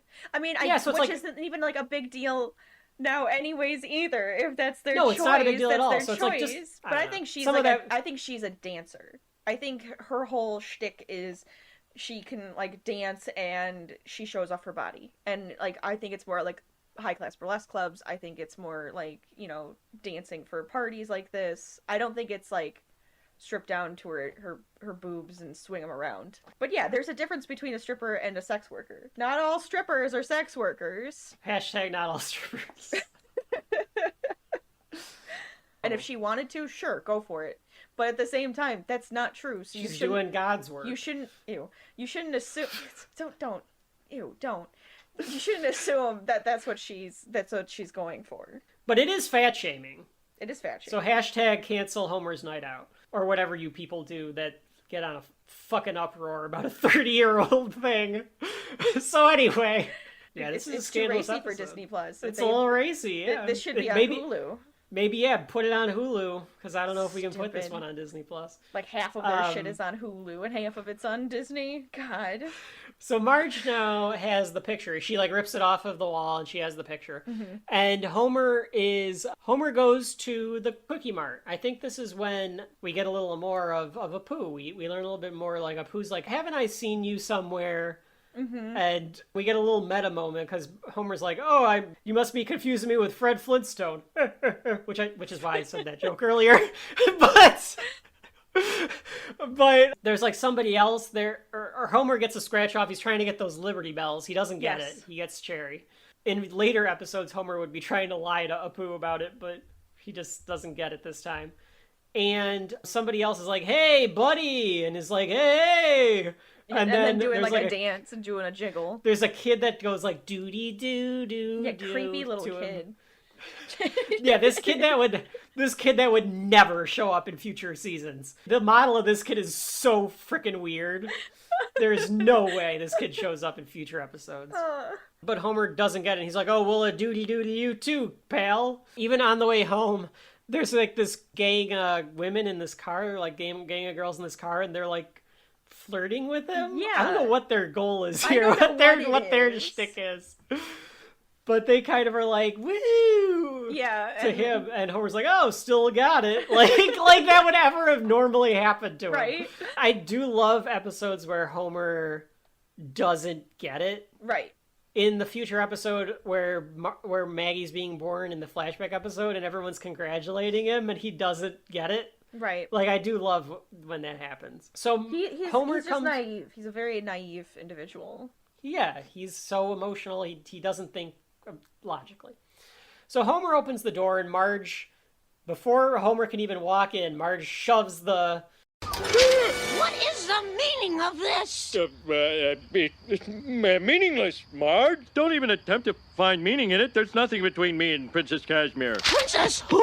Hey, my photo. Your photo? Uh-oh. Why you little? Why you big? We get a little bit of a why you little, why you big. Because Bart's like, "Hey, my photo." And they're both like, "Your photo?" Homer goes to strangle Bart, and before Homer can go to strangle Bart, Marge strangles Homer. Yep. Marge sends Bart to his room, and Homer's like, "There's nothing between me and Princess Cashmere." And Marge has like a shit fit here. She's like, "Oh, Princess who?" and blah, blah, blah, and tosses him out and throws a... I thought this was a little dramatic, considering. Like, I'd be angrier at Homer for the bowling ball incident than this incident. Where it's like, and I know that Homer told Marge that like the bachelor party was going to be a classy tea and crumpets kind of deal, but it was supposed to be that way, and the plant workers took it out of control. Rachel's thinking about this one. I'm letting her think. I'm delaying her thought process here. What are your thoughts? Because what happens is Marge kicks him out, tosses a half-done suitcase at him, and then tosses Kleenex at him and is like, if you have any soul left, you'll need these. It seems like an overreaction. Okay, we're gonna get the Rachel. I can't think of an R word for you getting on your soapbox, but here we go. I don't know. So it's hard for me to think about this one. So it's like I have to put myself in that situation, and I think I would be kind of upset.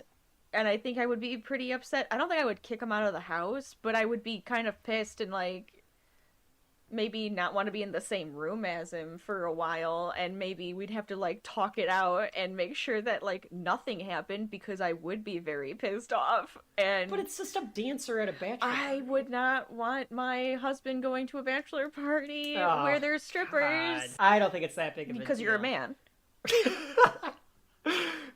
Maybe, but I guess that's why we have this brother and sister. This is a sibling rivalry. Then this is why we have a brother and sister team, because we have two different viewpoints on this. I don't begrudge Marge for being upset, but I think this is an overreaction. Don't you dare. Dancing with the stripper is different, in my opinion. But I still think it's a little bit of an overreaction, because it was just a dance with a belly dancer. But she doesn't know that.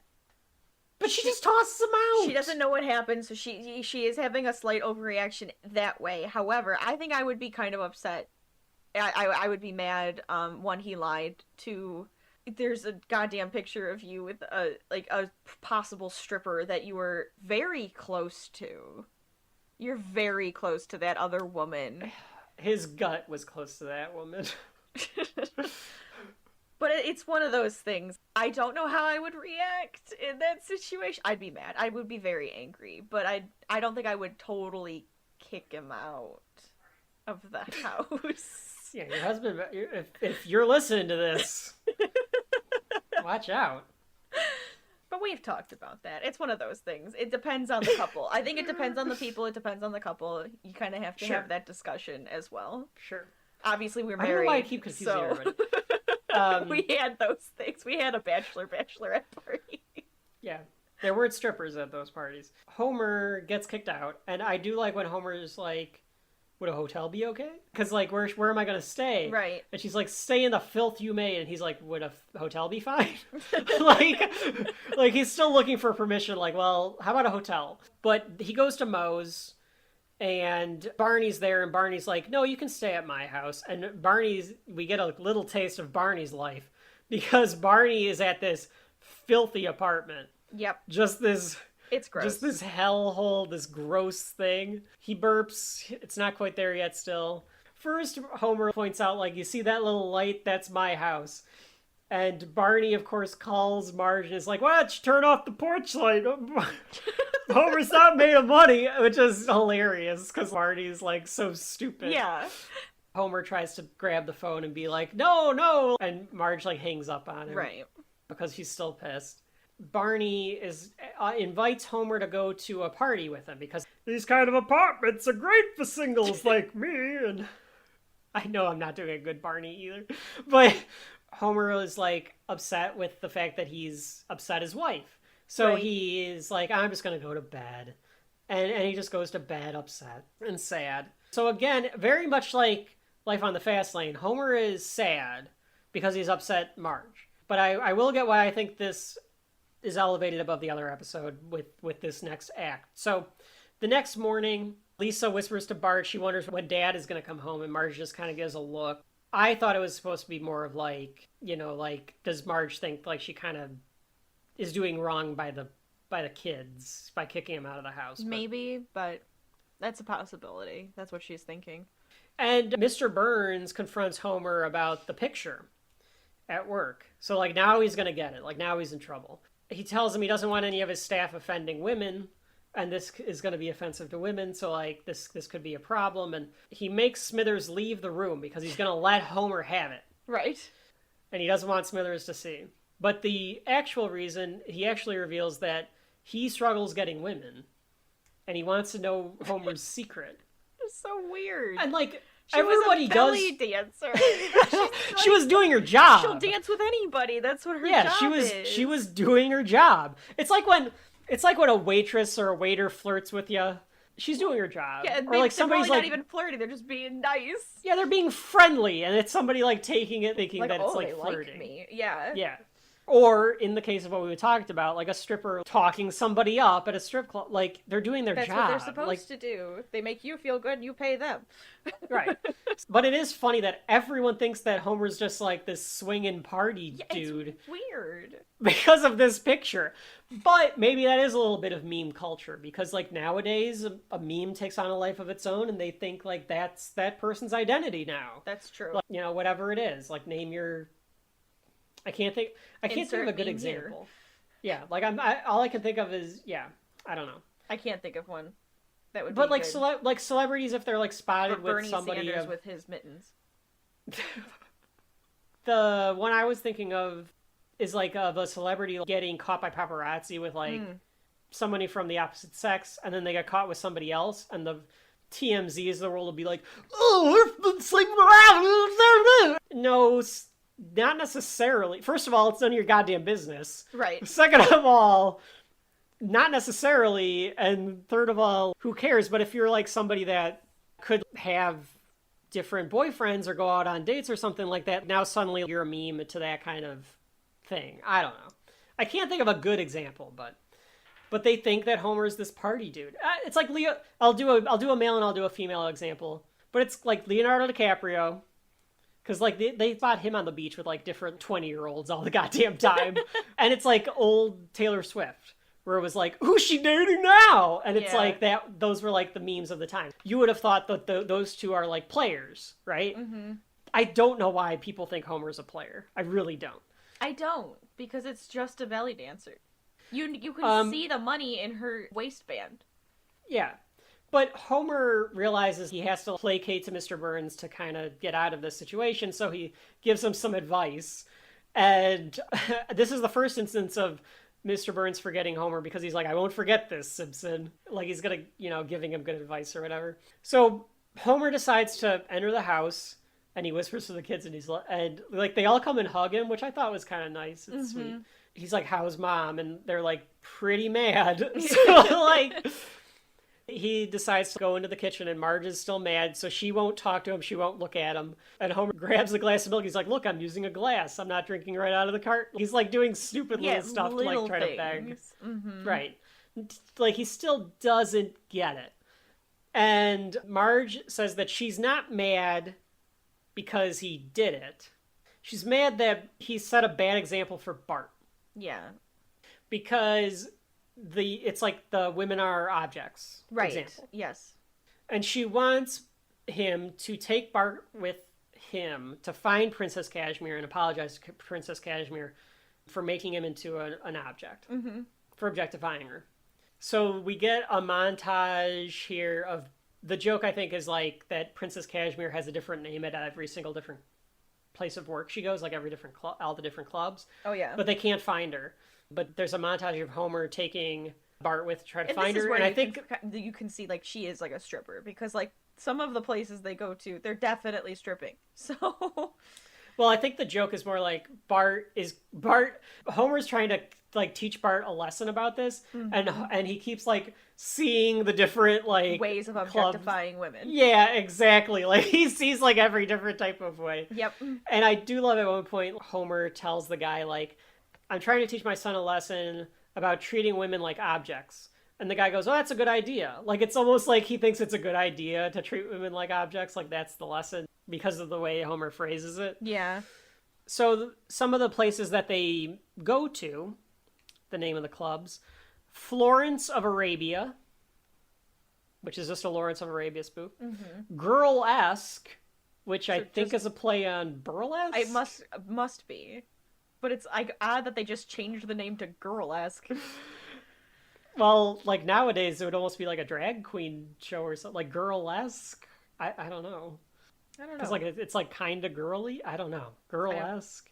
I have no idea. And then there's just Foxy Boxing and Mud City, which aren't like are just very but obvious. They try one more place, and they finally find her. And she's very cordial with them. She's like very nice about it. Well, yeah. Like Homer's like, I'm trying to. This is her job. I'm trying to like teach my son like that you're more than just a person in the photo. You're more than just the belly dancer. Can you tell us a little bit about yourself? And her answer is, I think the joke of it is kind of like, it's like stuff that she would put on a dating profile. It is. Like, it totally is. Like she tells her like her turn-ons and turn-offs. Yep.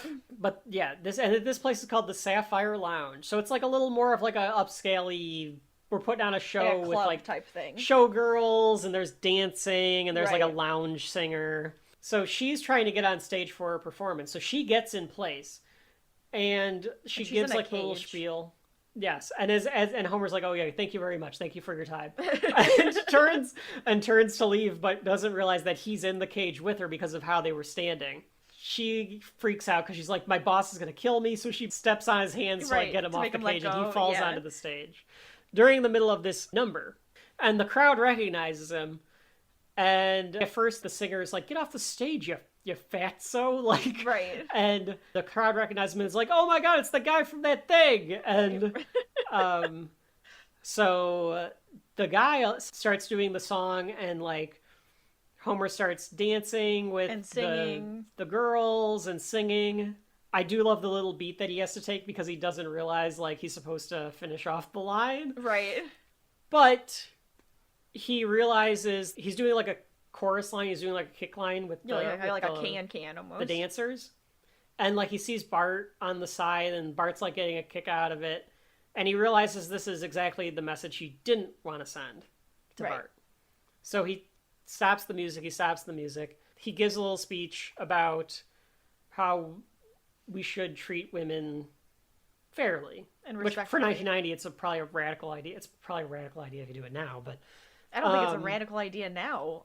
in My cer- God, if I'm- it was a radical idea now, that's ridiculous. No, I'm just saying. I'm saying like it seems like we have to still like enforce that. No, I fact know what now. you mean. Yeah, it's kind of like one of those things. Like it's like no, it's seriously women like. But he gives a speech about treating women like equals.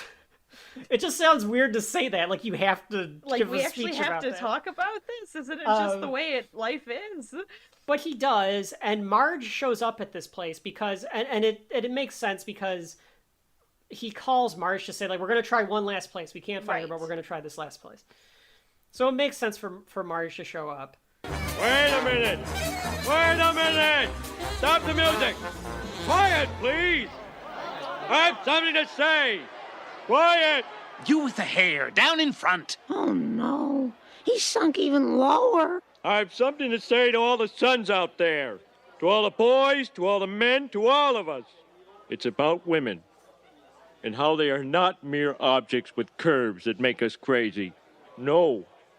They are our wives. They are our daughters, our sisters, our grandmas, our aunts, our nieces and nephews. Well, not our nephews. They are our mothers.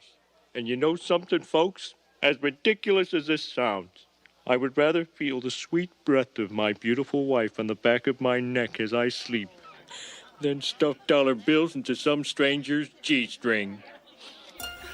Am I wrong? Or am I right? And Marge hears the story, and the crowd is really moved by this, about how they need to all treat women better.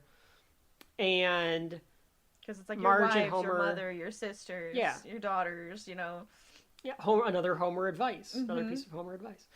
And Homer and Marge hug and embrace. The episode ends with Bart basically being like, "Okay, folks, nothing to see here. Just my parents my kissing." parents kissing." Like, Nobody wants to see that. and that's kind of the end of the episode. Before I throw it over to you, Rachel, I'll give my opinion here. It's a smaller episode, and I feel like there are less stakes in here, and I didn't think that there was anything too memorable about this episode, to be honest with you. Not really. Like, "Where's My Spy Camera" is probably the best bit Yeah. of the entire thing. I will say, though, in conjunction with Life on the Fast Lane, I will be able to tie the two of them together this way, because I do agree, like, it makes more sense for this to happen first. But But- this ending is. I think I see where you're going with this. So go Homer, ahead. I think Homer gets it Yes. at the end of the show. He's treated Marge like shit, and he has to be a better husband and father. And because of the events of Life on the Fast Lane, he got by with one because of how good Marge is. And he didn't redeem himself at the end of that episode. No. And I think at the end of this episode, he finally understands.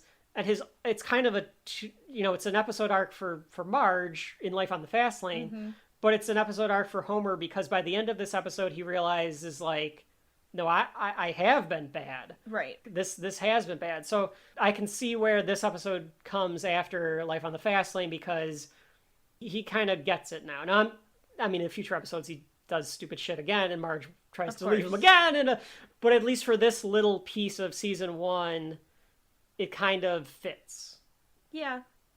I think this one was a bit more satisfying than Life in the Fast Lane, just because it had the part at the end where it was a little bit more like, oh, something was learned, something was redeemed, something happened, At the end of the other one, it just kind of like, oh, I guess we'll just tie it up, and Marge forgives Homer and goes back to him, which just kind of felt like a little annoying, because it's like, well, you're saying that Marge has to go back to her husband because they're together and she's not allowed to leave him. That's kind of how that one felt to me. And then this one, it's kind of like, no, they do love each other, and he's just having to learn how to respect her. And now it's like, okay, now she really can forgive him, and now he can understand what's happening. So I do feel like them together makes more sense than on their own. Yeah, this is almost the forgiveness for like everything that we saw in the last episode as well as this episode. Yeah, that is good, but again, overall as an episode, not kind of bland, not very good. Just kind of there. That is Homer's Night Out. We have 3 remaining episodes of season 1, and when we come back after this quick break, we get to make fun of the French. Bart! Go to bed! Sure thing, Dad. It's Bart versus the Space Mutants for your NES. Rumba. Only Bart Simpson can save the Earth. Bart! Okay. Get the Simpsons game for your NES from Acclaim. Bart!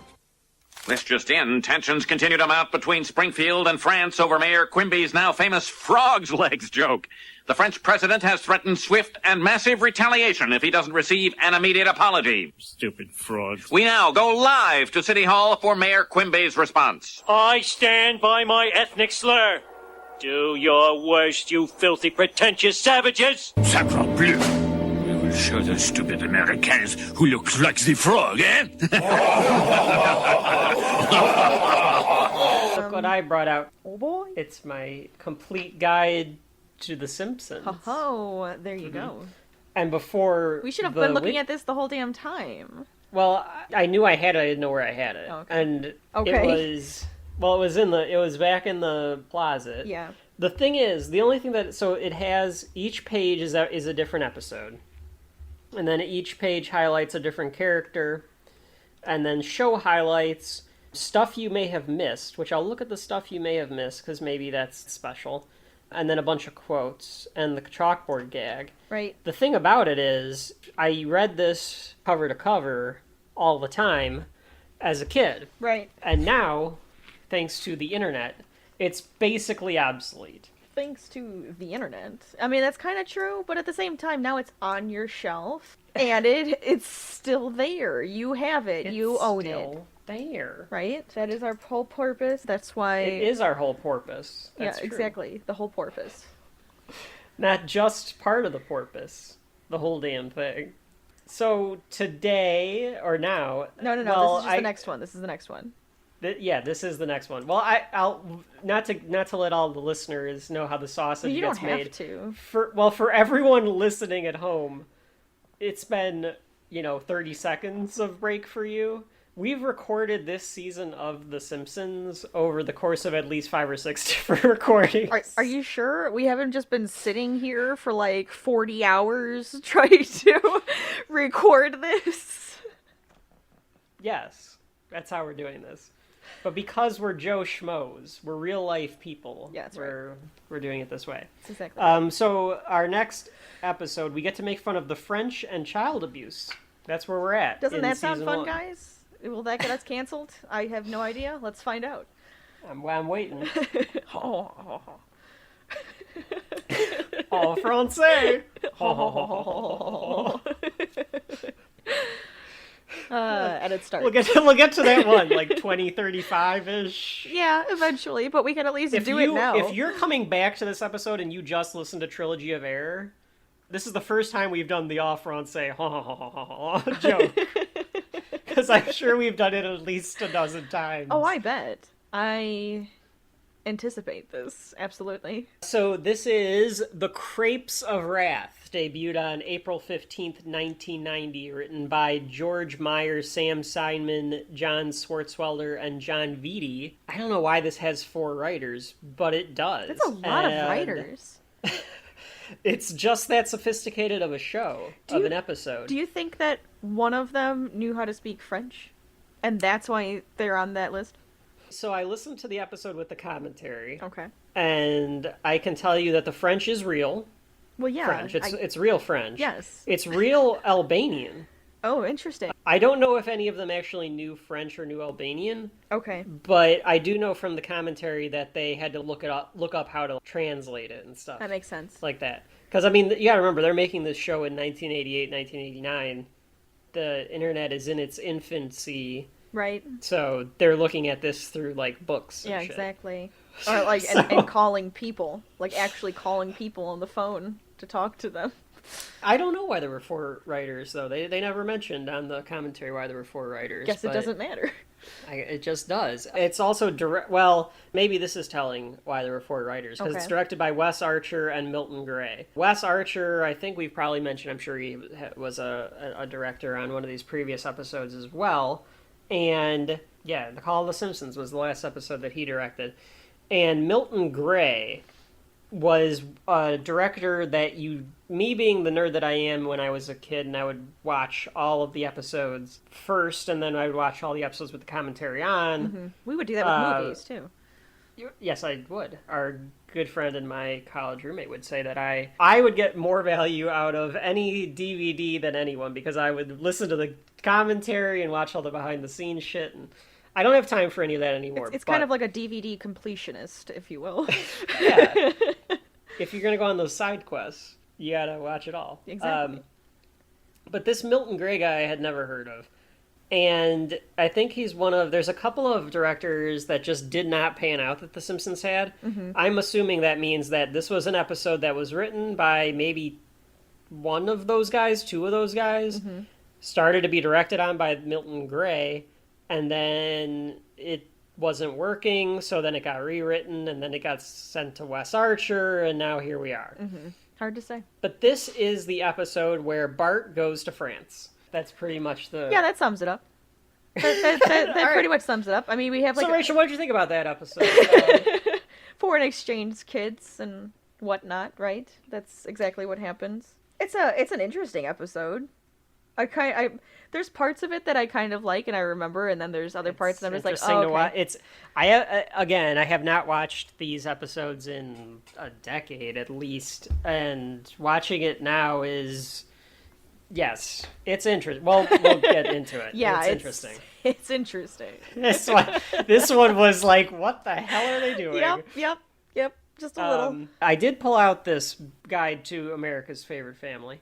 And so if anything is in here that is not in the notes that I've taken, I'll try to point that out. But the episode starts, we've got a couch gag. Homer doesn't fit on the couch, so he gets squeezed out. And the chalkboard gag is garlic gum is not funny. Garlic gum is not funny. Interesting. Okay. Well, because, like, garlic makes your breath smell. Right, so but it's where did he get that? I mean, I would assume a joke shop, but... Maybe a joke shop? I don't know how I mean, it's a great idea. It kind of is. And then you offer somebody a piece of gum and you're like, ha ha ha. It smells like garlic. I could see Dumbledore, that being one of Dumbledore's favorite, like a birdie bot. What was the Birdie bots. The flavors? All the flavor beans. Yeah. Birdie bots beans, I think, right? Although garlic is it would just be garlic flavor. Yeah, garlic, I think, would be the lesser of the flavors within that disgusting bean box. I will never eat those. There's like a Jelly Belly that tastes like garlic. Oh, there probably are. I mean, they have those weird flavor ones now. They have those, even the ones where you like have to spin a wheel and you kind of like guess. It's like a whole game now for people to play the bean game. There are some disgusting. Oh God, no. I mean, I like Jelly Bellies all well and good, but like if you do get you either get like you get your standard flavors, or you get like if you get a mixed bag or box or whatever it is of Jelly Bellies, good fucking luck, because you're gonna get something that tastes like a every flavored bean. Yeah. There's they even have these ones called the zombie ones, right? So a person at my office actually put these. This was his prank. He put them into a giant tub of just like jelly beans, and people usually just come over, grab like a bowl of them, and eat them, right? So he decided it would be funny to pour the zombie ones into this giant bowl, and every once in a while they would be like, "Oh my god, I think it like those beans have gone bad because it's supposed to taste like rotten and gross." He said it was just very satisfying. Why is it a zombie? They call them zombie beans because they made them it just gross. Went bad? They made them gross on purpose. They did it on purpose? Yes, that was the point. Yeah. So you'll be eating them, and they look like the other beans, but there's a potential that it's a zombie jelly bean, and it's disgusting. Well, okay. I don't understand people. No. That's why we're here talking about a show that's 21 years old. Anyway. Sitting in a room by ourselves talking about a show that's 21 years old. Yep. Sitting in a room by myself. 30 years old, Kevin. Talking to myself. 30? You're right, 30 years old. Yeah, that sounds... You're right, 30 yeah. years old. The commentary is 21 years old. So, let's get into it. Speaking of pranks, this is an episode where Bart pulls a prank. But before we get into Bart pulling the prank, Bart is just leaving a mess everywhere to start this episode. There's just crap all over the floor. And Homer slips on his skateboard. And he falls down the stairs and just takes his back out. Yep. And then just lies there. At the feet of the stairs. Okay, but I have a little bit of back pain right now. I might not have, I don't know if I slept wrong on it or what. It's just that like little bit of back pain. If you hurt your back, you're done. Oh yeah. You don't move. Oh no. I understand. I'm just saying. I felt for Homer here. I did too. Well, when he fell down the stairs. Bart's an ass. I've done this. That's true. You have done that.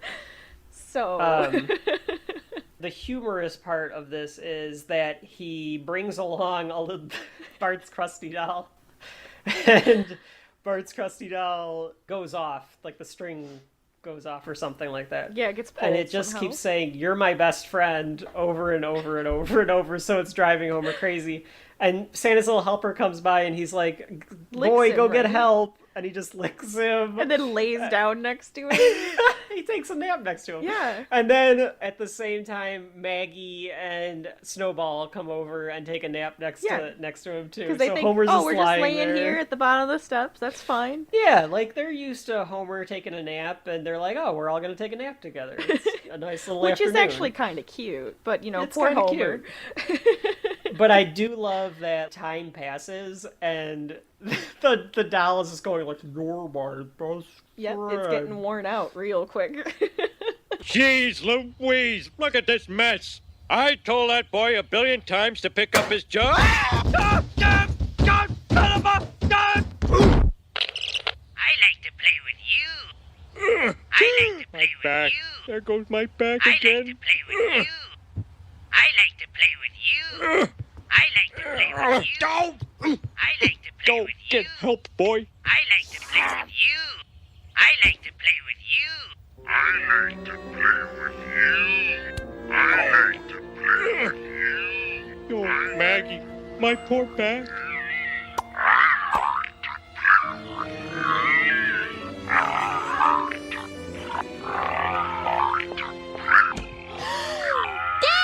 Homer, what happened? The boy. Bring me the boy. So really great. And finally Lisa and Maggie come home. Lisa and Marge come home. They see Homer there, and Homer is immediately like, "The boy. Get me the boy." Yep. Marge goes up and yells at Bart to clean his room. Because he threw out Homer's back. So in the middle of cleaning up the mess, Bart finds a last cherry bomb. I don't know if cherry bombs are still a thing. Probably not. They're probably like on the. I mean, they were destructive 30 years ago, so I'm assuming that they're kind of destructive. I would imagine that they're more destructive now. That's what I mean. Like, they've got to be on they're like brass knuckles or something. Like, they're illegal to Well, I have. think, I would think that cherry bombs are illegal in most places. So he takes to school because he decides they're going to pull some sort of prank with the cherry bomb because he's got one of them left. He thought that he blew all the rest up. Right. And he shows the guys at school, and we are introduced, while he's showing the guys on the playground, we are introduced to Agnes Skinner, Principal Skinner's mom. Yep. Who will become a fantastically...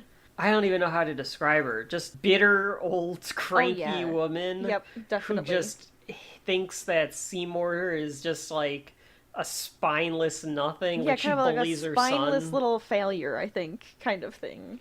I don't mean, think we're not she's at very proud of him for being a principal, right? She's proud of him in this episode. Oh, that's but true. in the future, she's definitely not. She's not Agnes Skinner yet. Okay. In this episode, she's calling him Spanky. Right. She's like she's son. acting very nice. Yeah. As opposed to in future episodes where she is just hates. Yep. You're a failure, Seymour. Yeah.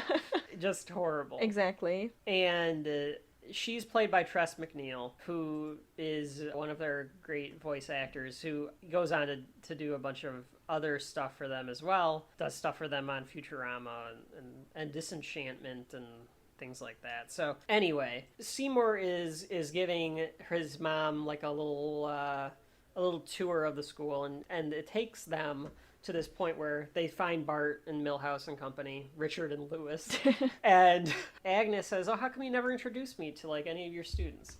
So Seymour does, and they find out that she calls him Spanky. Right. So, but it's just a way to introduce us to the idea that Mrs. Skinner, Skinner's mom, is on campus. Yep. And Bart's whole plan during this thing is that he is going to flush the cherry bomb down a toilet in the boys' bathroom. Right.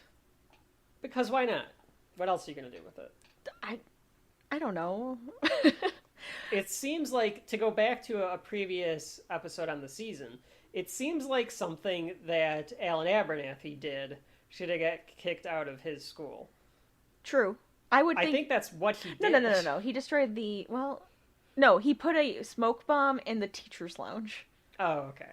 Okay. Sad that I remember that, but Similar. I do. It's similar. It is similar. It is like another form of bomb that has to go off inside of a school. Now, here's my question though: lighting a cherry bomb and throwing it into water. Okay, don't think about it that way. He had to. If you look at the actual still frame of him dropping it in, there's not much fuse left. But there was a plop. There was a plop. That is true. Because sometimes you can see like those public bathrooms, they don't have a lot of water in them, right? Because they're conservative on their water. But I don't know. There was a plop. It's something that popped into my head. I'm just putting it out there. I won't look into it too much. It's a cartoon. Well, I get it. Rachel, when something like that happens, a wizard did it. Okay, a wizard did it. You're a wizard, Harry. Yeah. Are we supposed to believe that this is some sort of magic cherry bomb? I don't think so. But what? No, I'm just saying, like, I don't think so. This is ridiculous. It would not go off inside of the... I hope somebody got fired for that one. How dare they? How dare they get that wrong? So while Bart is letting off the cherry bomb in the bathroom in the boys' side, Mrs. Skinner is on the girls' side. And like every proper public school, the bathrooms are connected via a wall, because that's how pipes work. And so when he lets it off in the boys' bathroom, it explodes in the boys' bathroom, but it also explodes on the girls' side. Yep. And because it just Mrs. goes Skinner, straight through the pipes. And Agnes flies off of the toilet. Now, I would like to think that this is why she becomes so bitter. Like, this is the tipping point. This is where she realizes that Seymour is a failure because he can't control Bart. Oh, it could be. That's a good point. Yeah, it's a good call. And that and she's just bitter. Well, she is only bitter towards Seymour too. So yeah, that could be what it is. You're a failure, Seymour. And we'll find out a lot more about them when we get into future seasons. This, of course, causes big trouble for Bart because Skinner clearly knows who did it because they run out of the boys' bathroom. Right. And he sees that it was Bart. Like, he knows it's not. Milhouse is too much of a geek to do it. Richard and Lewis aren't going to actually be the ones to drop it in, so he knows it's Bart. Stick up for yourself, Poindexter. Calling him a geek. Jeez. I love Milhouse. I don't know if we've talked about Milhouse. I don't know the first episode where they name Milhouse. It may be back in Simpsons Roasting, but It might have been, because, I mean, he was there. he's been there. He's been there with us all our lives. He's in our hearts. He really is. He's the geek that's in our hearts.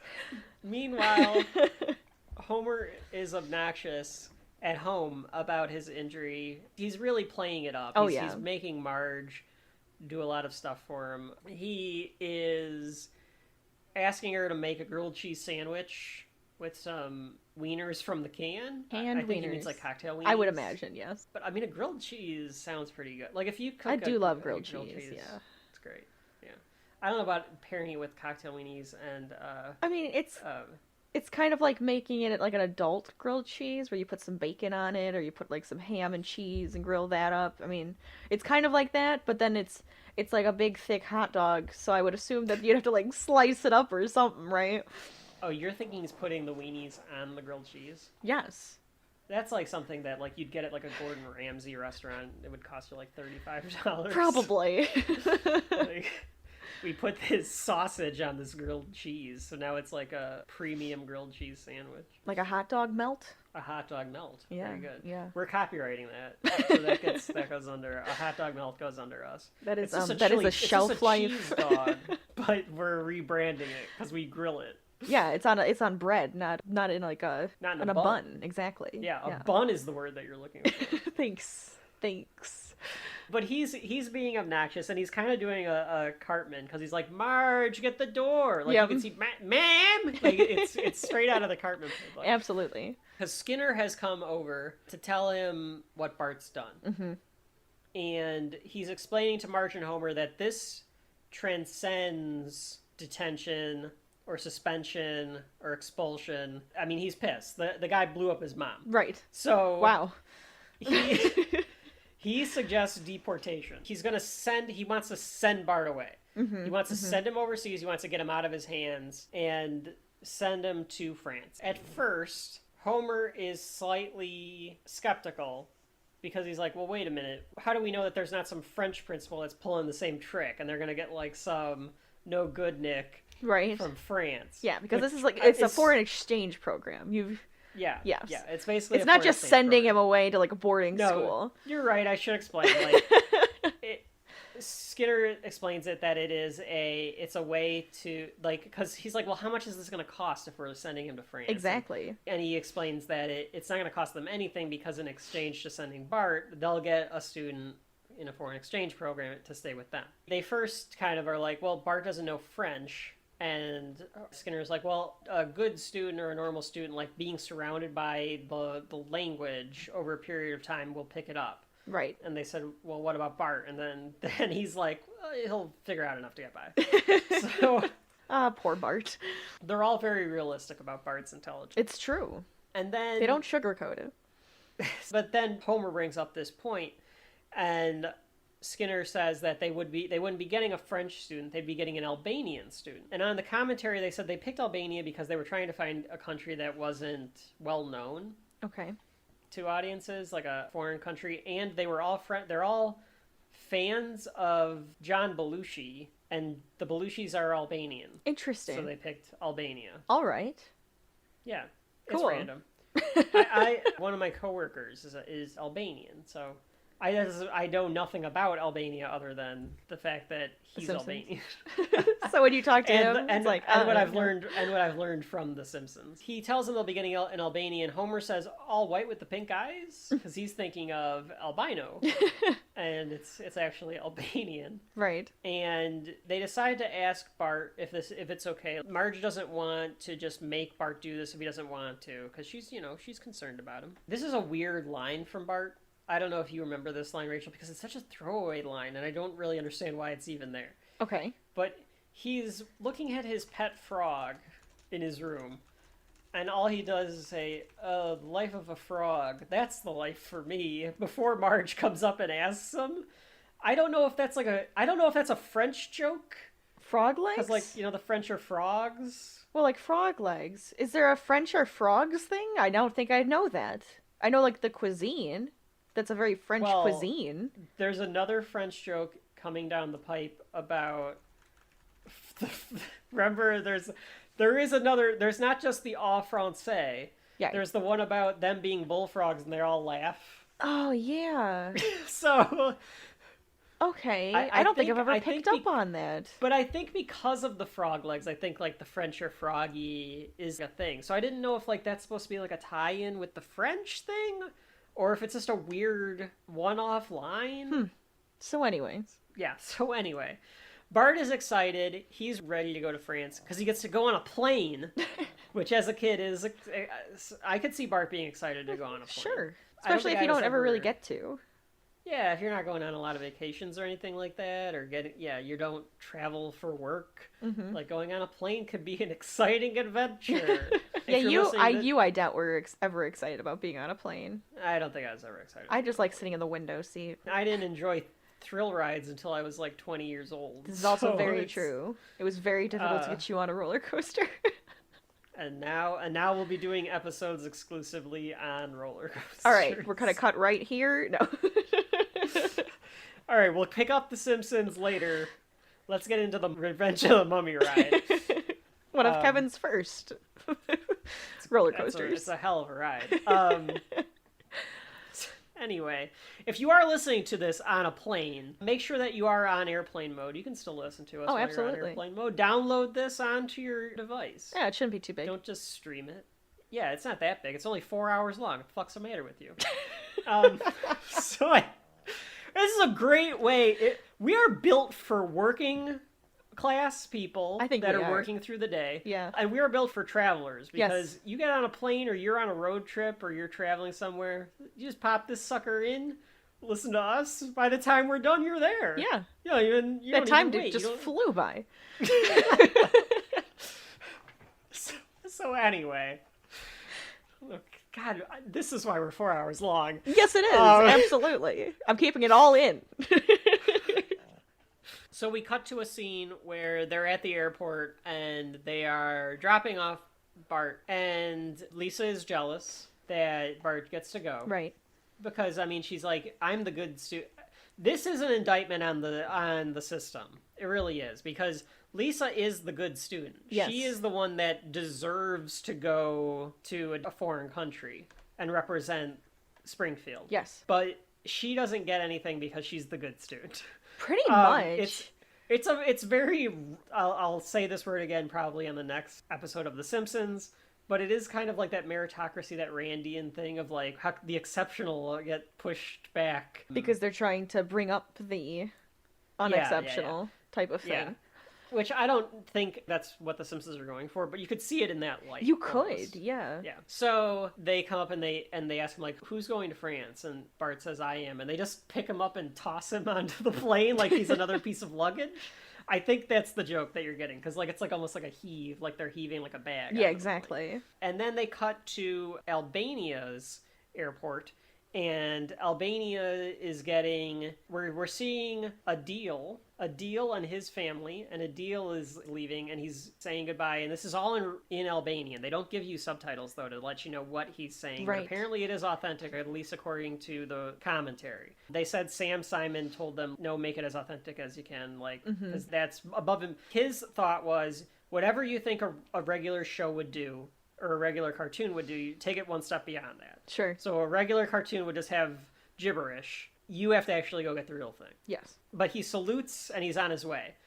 And Albania at this time is on the other side of the Iron Curtain. Mm-hmm. It is in the USSR. It's one of their territories. Okay. So that explains why he salutes. I mean, we find out why he salutes later, but that's probably the justification for it. They're a very stringent society. Right. So this, according to the America's Guide to Your Favorite Family book, in their Stuff You May Have Missed in this episode, Springfield International Airport offers direct flights from Tirana, Albania, and Paris, as announced over the PA system. So very specific locations. It is, yeah. To get you where you need to be. I really like this next part where Bart is getting picked up. There's a guy that is this crazy... He looks like a piece of string cheese. The designs for the French guys are very weird, because there's one that looks like... I think there must be going for, like, if you watched the French television in the 80s, because he looks like a stereotypical, like he's got a beret. He's a beanpole, yeah. The one guy is short and squatty. He looks like Marvin Monroe with a beret on. Yes. And the other guy is a beanpole, but I think he looks like string cheese. Like, he looks like I could peel and eat him. But he's got like a long, skinny nose, and that's the guy that picks up Bart. And it just says like Bart Simpson. And the whole idea was that Bart was going to stay at this French cottage, like a vineyard.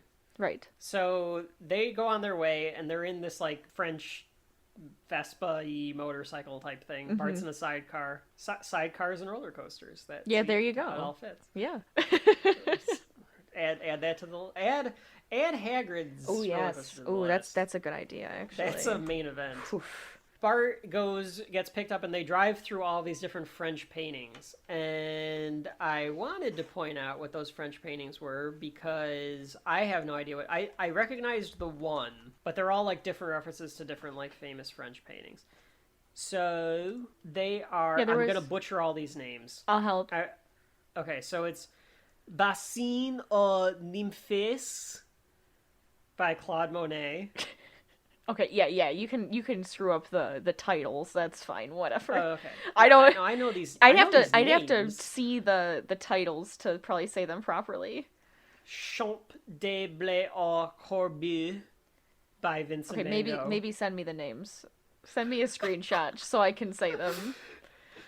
Les Rêves by Pablo Picasso, and Des Joints sur le Bay by Edward Manet. Hey, we said we were going to be making fun of the French in this episode. And me being the ugly American that I am, I can butcher your language all I want. So for our listeners in France, just know that I'm butchering your language because freedom fries.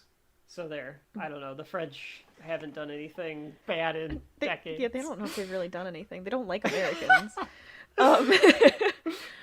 Bassin aux Nymphes, Champ de Blé au Corbeau, and then Le Rêve, Champ de Blé au Corbeau. You're right, you said it. I went too fast. Champ de Blé au Corbeau and Le Rêve. Okay, and then Déjeuner sur l'herbe. Déjeuner sur l'herbe. Yeah, that one's the one you might have said wrong, but that's okay. So Bart's like, "This is where we are going, right, sir?" And I can't remember the name of it, but it's like Chateau Marsan, I think is how he says it. Chateau Marsan? Yeah, the castle house. Oh, okay. Chateau Maison? Chateau Maison. Yeah, there you go. So I don't remember them ever naming these French guys, but according to the book, it's Ugolin and César are the names of the French guys. I don't know which one is which. I think Ugolin is the short one. But they are named after peasants from this French film called Manon of the Springs. Talk about an esoteric reference. Just a little. That one. Jeez. Okay. But anyway, he's got a picture of one of the wine bottles from this vineyard, and it's like, it looks like this nice countryside French place. Right. And he pulls it down. It's a nice reveal. It's got the picture of it, and he pulls it down, and it's just this shithole. It's this terrible dump that hasn't been kept up in forever. Sure. It's just horrible looking. And before they arrive, the one French guy tells the donkey, I think it's a donkey, right? Yeah, it's a donkey. Tells him all of your all of your, time of... We'd put the clip in, but it's in French, so, unless I mean, we could still put it in there. Well, unless you're one of our French friends. are French lifers, you're not going to be able to tell. Appreciate. But, so he tells the donkey that your days of backbreaking labor are over. So they're literally going to use him like a mule, is kind of the idea. They start just digging through all of his stuff the second he gets there. They give the donkey Bart's Lucky Red Hat, and they basically say they're going to sell all the stuff that he brought with them. And they tell him that the life here is going to be hard work. Welcome to your new home. Escape is impossible. My name is César. This is my nephew, Huguelin. You may find life here at the chateau hard. But if you shut up and do exactly what we say, the time will pass more quickly. He's right, you know. But if he shuts up and he does what they say, time will go much faster. I just like that line because it's like not even if it's hard work living here, but if you just kind of if you go along with it and you do what we say, like it'll be, you know, you'll be rewarded. It's Yeah, like, yeah. No, the time will go faster. Yeah. That's the best part of it. Right. In the meantime, we go back to America, and Adil is this nice little kid. Gets off the plane, and he is affectionate toward the family, and he's like, "You must be my new father, Homer." And like, he's so very Homer's sweet. Yes, he acts very sweet. Yes, but he's doing it deceptively. Mm-hmm. But Homer is very taken by Adil. Right. Adil, whose last name I will not try to say, but it's the same Isn't it just last Hoxha? name. I think it's Hoxha, but it's apparently the same name as the Albanian president, which they got out of a book about Albania at the time. Interesting. So they were like, "Oh, let's name him the same as the Albanian." Like we know it's an Albanian name. Right. One line that I did forget, which I think is good, and it's in the book that I have next to me, good. so I will say it. When they're going, Lisa's jealous, and she does ask, "What do you know about France?" And Bart goes, "I know I'm going, and you're not," which is It is good. It's a good retort by Bart. That is a very good brother-sister retort. It reminds me of when we were joking around, and you said you're adopted, and I said good, because then I'm not related to you. Like, yes, exactly. Very good. Very good. We cut to the school where Skinner is introducing Adil to the kids of the school. Right. And I really do like this line because you may find his accent peculiar. Certain aspects of his culture may seem absurd, perhaps even offensive. But I urge you all to give little Adil the benefit of the doubt. In this way, and only in this way, can we hope to better understand our backward neighbors throughout the world. Thank you, Principal Skinner. Thank you, fellow students. Although I have only been in your country a few days, I have already found Americans to be most trusting. Although officially I am required to hate you, I want you to know I do not feel it in my heart.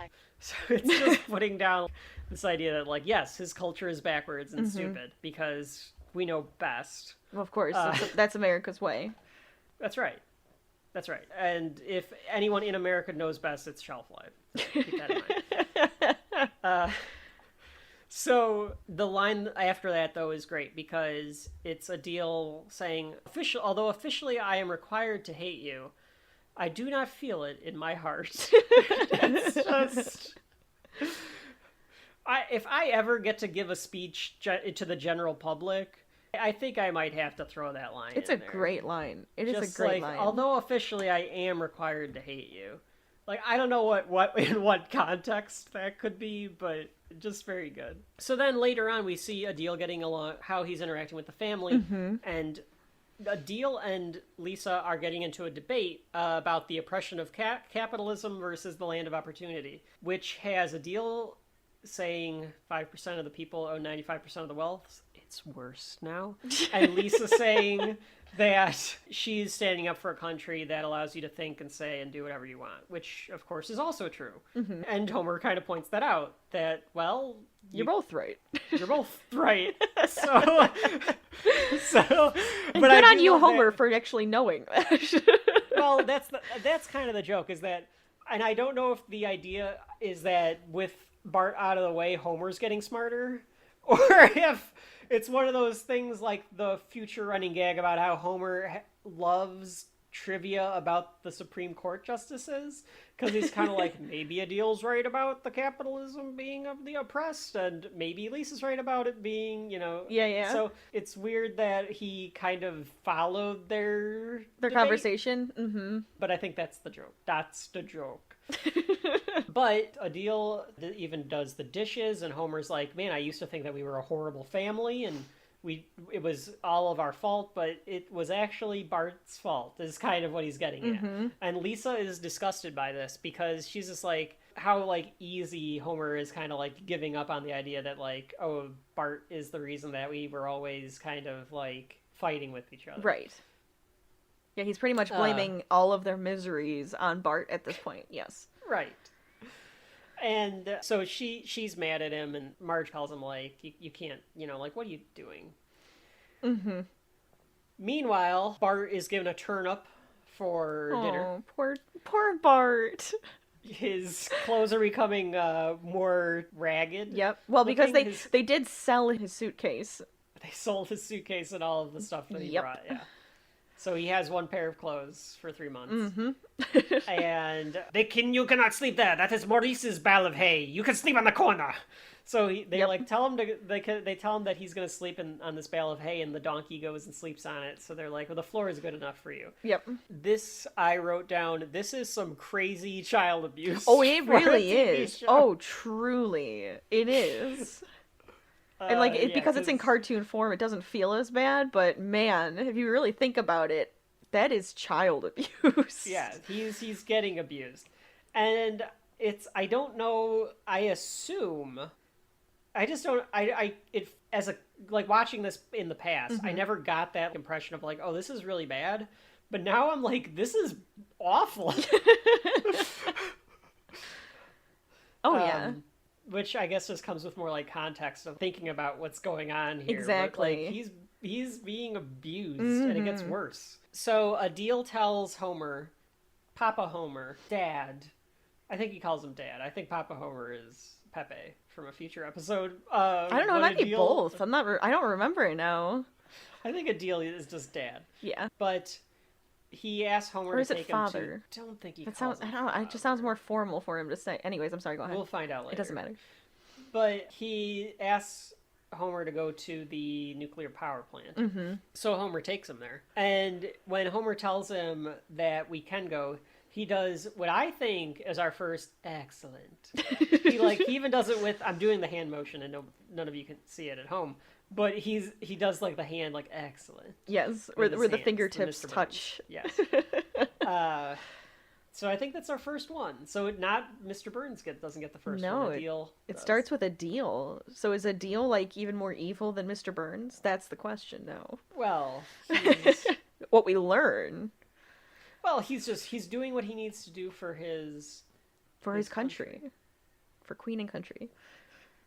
Except I don't know if that's kind of a Albanian thing. That's more England, but that's whatever. Well, I can tell you a little bit more about. I'll tell you a little bit more about Albania, about his who he's named after, his surname, that Hoxha or Hoxha. Hoxha? Yeah. So I don't know how. I'm just pretending I know how to say it. He was a communist dictator. All right. Known for a combination of paranoia, outlandish behavior, and effort to keep the country isolated from the rest of the world. Okay. Like every other sounds about right. Communist dictator in the USSR. He had been famous for building 75,000 bunkers. Wow. In Albania to protect from an American invasion he prophesized about, which, of course, never happened. He kidnapped a dentist who bore a resemblance to him and forced him to undergo plastic surgery to get a new job as his body double. Wow. He banned beards, bow ties, and color TVs in Albania. Beards, bow ties, and color TV.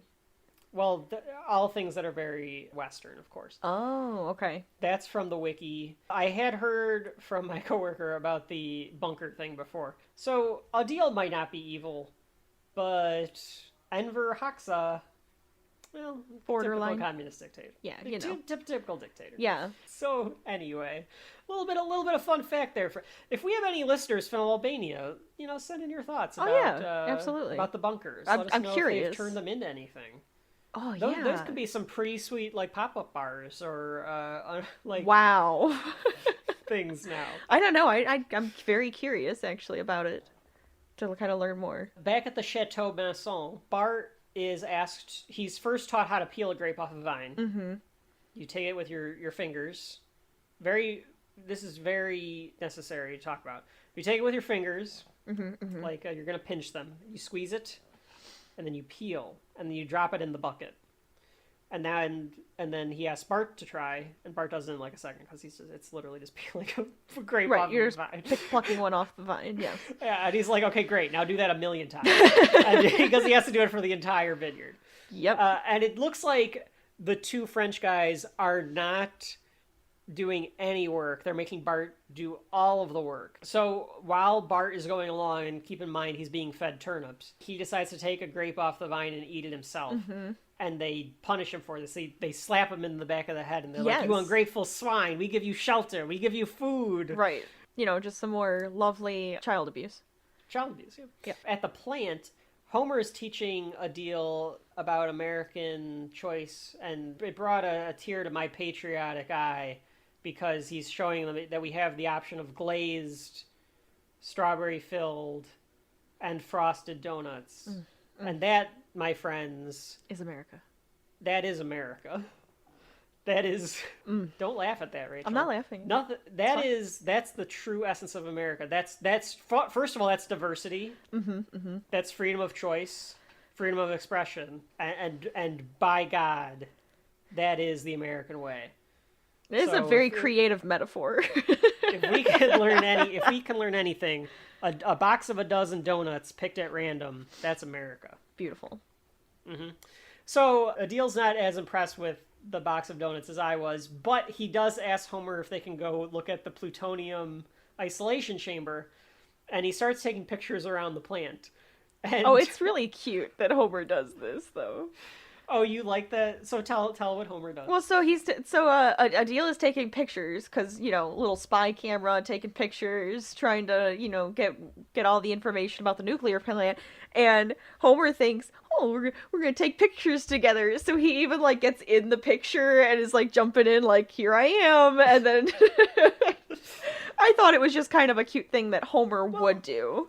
I think, yeah. Because he thinks Adil's having a nice time, and he's all excited. Taking interest in his work. Exactly. So what we end up finding out later on, when Homer and Marge are having a discussion in bed about Adil, and Homer's like, oh, that Adil, oh, he's so sweet. And Marge wants Homer to admit that he loves Bart. Right. And he does.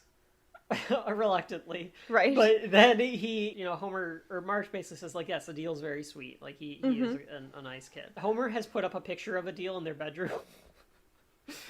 Oh my god! So he's all in. But he's replacing Bart at this point. It cuts to it does this little thing where you get this little wire, and it follows the wire to the treehouse, because we find out that Adil is in fact a spy for the Albanian government. Dun dun dun. Yes, because if they think the U.S. is going to invade, and of course it's going to be Homer's.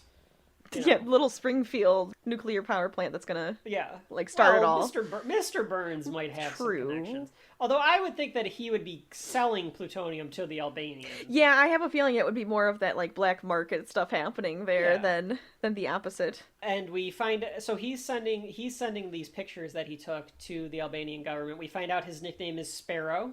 Yep. That is Adil's spy name, Sparrow. Is that from something? Because it sounds like it would be from something for some sounds spy like it's a movie. Generic spy name. Yeah. There's even a movie now called Red Sparrow with Jennifer Lawrence. Maybe that's what I'm thinking of. Learning how to be a seductress Russian spy. Yeah. That's a weird movie. I never watched it. I've seen parts of it. I've never. Now the listeners are gonna put it in as a listener request probably, because I'm gonna say that it's kind of dull, but it was too dull to keep track of. But it is called Red Sparrow. But I'm sure Sparrow is just a generic spy name that's probably in a James Bond ripoff or something like that. I don't have anything in any of the trivia that says it's particularly from anything. Okay, so we learn his name is Sparrow. Yes, I'm sorry. Where were we?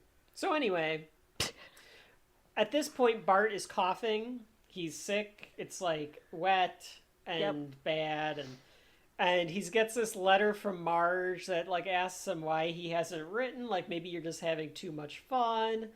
And your father, well, last night he fell asleep saying how much he loved you, and it's just making Bart feel even worse. It's really sad. That It's like horrible. hits you. That one hits you. That whole little scene right there. And maybe they thought because of how bad Bart is in the first act, that that maybe you thought like, okay, this is bad, like everything that's happened to him is bad, but maybe you'd understand like he's getting some comeuppance. But like this is overboard. Like he's being abused. Absolutely. This is way more than I would have expected to happen. What ends up happening is the French guys want to have, I keep calling them the French guys, I hope that's not offensive. The French guys want Frenchmen? to have the Frenchies. Bonjour! That sounded almost like you were about to say buongiorno, and I was like, that's not French. No, I was gonna do bonjour. Yeah, I can't remember what Willie calls them. Cheese-eating surrender monkeys. Oh God. The Simpsons Maybe have that's a lot why he looks like string cheese. Yeah, exactly. The French have a lot of, or the Simpsons make a lot of fun at the French's expense, but they make a lot of fun out of everybody, everyone. Yeah, so. Which is fine. Make fun of everybody. Yeah, as long as you make fun of everything. Right. Everything. They want to make their wine, but it isn't old enough, and they're being very, very impatient. Oh with this wine, because like you'd think that a good vineyard would take years to come out with a wine. At least a few months. At least. And they're like, no, we need to get this done now. We need to get this in the stores. So they are basically deciding that they're going to expedite the process using antifreeze. Yeah, that's interesting concept there. Which apparently was a thing.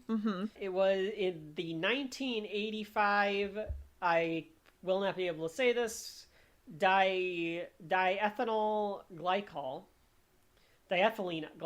It's a minor ingredient in some antifreeze, but there were some wineries in Austria that were trying to basically do this, where they were trying to blend this stuff in to make it so that it fermented into wine faster. So it's based on a real thing. But they say you have to be so careful. That's... Well, it's illegal. Well, yeah, but I mean, like, if you're going to do anything with chemicals like that, you have to be very careful with the amount of chemicals that go into anything. That's why most sophisticated places have chemists working on their alcohol calculations. Yes. But they don't want to wait. Nope. And I have been struggling this entire episode to not do a bad French accent. To not, for the folks at home, but so just know that I'm holding that back. But they basically say, like, we'll put antifreeze in it, and they're like, well, it'll make people blind. And they're like, no, we'll test it. Or, they see Bart outside the window, because it's like pouring rain, it's cold. And they're like, get out of here! I'll do that line as French. Get out of here! So then... We're not clipping anything in this one. We're just gonna have Kevin do all of the lines because I think it's great. I'm never gonna be allowed in France. I'm gonna get canceled for doing a bad French accent. Put a disclaimer in front of this part that all of the accents are done poorly and no one should. And we love the French. Yes, we love the French. Vive la France.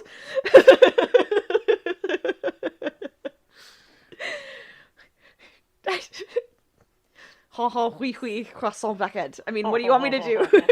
I don't know. I can do French. Un peu, but I can. I am French. Well, it's either this or the child abuse, folks. So we have to get our mileage out of something. So they tell him, come here because they're going to test the antifreeze on him. He's like, no way, man, there's antifreeze on it. He's like, drink this! So they basically force him to drink it. Sure, poison. Like, here's your poison. This is France! I feel like I'm doing... You know what I'm doing this based off of? And folks, I will recommend this particular episode of this podcast. I'm basing it off of the Confessions of a marriage counselor episode of How Did This Get Made, where they're making fun of the bad French accents in that movie. Oh my god. Yes. But, so we're fine. Don't worry about it, Kevin. Yeah. If Tyler Perry can do it, I can do it. Yes. But, they say, in France it's customary for children to have a little wine now and then, but so they make him take the wine, and they basically test his eyesight right then and there, which I don't think is how that would work. I think it would make you deathly ill, and then you would go blind. Probably. I mean, you might just go blind right away. I have no idea. But they tell him, Drinking look, antifreeze. he didn't go blind, so they send him away, and they send him out to go get some more antifreeze. And Bart is given an address to go to. He can't find it. It gets wet, so he can't figure it out anyway. And he's just lost, and he's cold and alone in the foreign country. Mm-hmm. It's pretty bad. And he sees this a cop, right? A French policeman, and he's like, oh, finally, like maybe this is like some saving grace here. And he's trying to explain to the guy, like, what's going on and how he's being abused. But the Frenchman does not understand what he's saying. Right. So he takes out, like, a piece of candy and he gives it to Bart. Because, he thinks this is, like, this little street urchin. Sure. And he's just like, here's some food. Go on. And walks away. Yeah, because I think, does he even say, like, I don't speak English? Is that what he says? Je ne parle pas. I don't know. I don't think I have like any of the translation that he says, but it might be something like that. As he's begging for help, the policeman can't understand him. So Bart starts walking away, and he's like, I can't believe that I've spent like 3 months in this country. I haven't learned any French, but like in the middle of saying it, he starts speaking fluent French, realizing that he has picked it up. I'm so stupid. Anybody could have learned this dumb language by now. Here I've listened to nothing but French for the past 2 mois. Et je ne sais pas un mot. Hé! Mais je parle français maintenant. Incroyable! Et monsieur, aidez-moi. C'est douté, nous faut travailler jour et nuit. Ils ne me donnent pas à manger. Ils nous font dormir par terre. Ils mettent antifreeze dans le vin. Et ils ont donné mon chapeau rouge à l'un. De l'antifreeze dans le vin? Oh, mais c'est sérieux, ça. Viens avec moi, fiston. Tu n'as plus rien à craindre. Mon sauveteur, vous aurez toujours une place dans mon cœur. So he runs back to the police officer, and he tells them, like, you gotta help me. They make me work day and night. They don't feed me. They make me sleep on the floor. They put antifreeze in the wine. They gave my red hat to the donkey. And the officer's response is, they put antifreeze in the wine? That is a very serious crime. Oh, it's sad. So the joke, of course, being like all the stuff that they did to Bart, that doesn't matter. But yeah, they put antifreeze in the wine.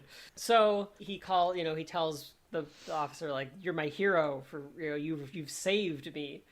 And Bart becomes this French hero for saving the French wine. And he basically goes on tour of France because he saved the wine from being doused with antifreeze. Yep. And we get all of these different things. He was on Newsweek, which is spelt very Frenchy, and he gets to go on like a real tour of France at this point. Mm-hmm. So it all ends well for Bart after all of that punishment. Meanwhile, back in Springfield, sorry, that's what popped into my head when you said meanwhile. What did? The Day of the Tentacle, when it goes meanwhile, and it goes da-da-da-da-da-da. Oh, and then it has like the newspaper up, and there's a cow, and yep. Well, moving on. No, Day of the Tentacle is on the list. I do love Day of the Tentacle. So Sparrow is doing his thing. Adil is doing his thing in the treehouse, and there's all of these agents, these FBI agents out front, or CIA even, in front of the Simpsons house. And Homer's like, I'm his neighbor, what do you do? And like, not quite getting it that... they're in front of his house. They're in front of his house. At first they don't want to tell him, and then they're like, oh, all right. And they kind of tell him, like, well, we found a spy, and Homer's like, oh, Adil would think that this is so neat. And they're like, Adil, Sparrow. So Homer basically gives up his position. And Adil gives up his position even more because he drops the microphone. Right. And so they storm in and they grab Adil. I can't remember if I was listening to another podcast or something about this episode where they pointed out that, like, if this was in a future season, like, they would have also, like, bashed in the windows at Flanders' house and, like, pinned Flanders to the ground or something. Yeah, just going for each one of them, trying to find out who it is. It ends very anticlimactically, where, like, they just get him. Like, we don't even really see them, like, get him. Like, it would have been, like, the whole house would have been trashed. And... Oh, yeah, that would have been probably more fun. And, like, even after he's gone, they're just still trashing houses and... Yeah. So they ask him, like, are they going to arrest Adil? And they're like, well, actually, we're exchanging him for one of ours. Yeah, it was like, they just have these kid spies. Yes. So there was some American spy kid in Albania. Isn't he like, he kind of sounds like, so Sparrow, we meet again. He sounds kind of like this. So Sparrow. So Sparrow, we meet again. I don't know if he was that much. You made him like anime. All right. I thought it was just so Sparrow, we meet again. I thought it was more like that. All right, that was better. Fine, whatever.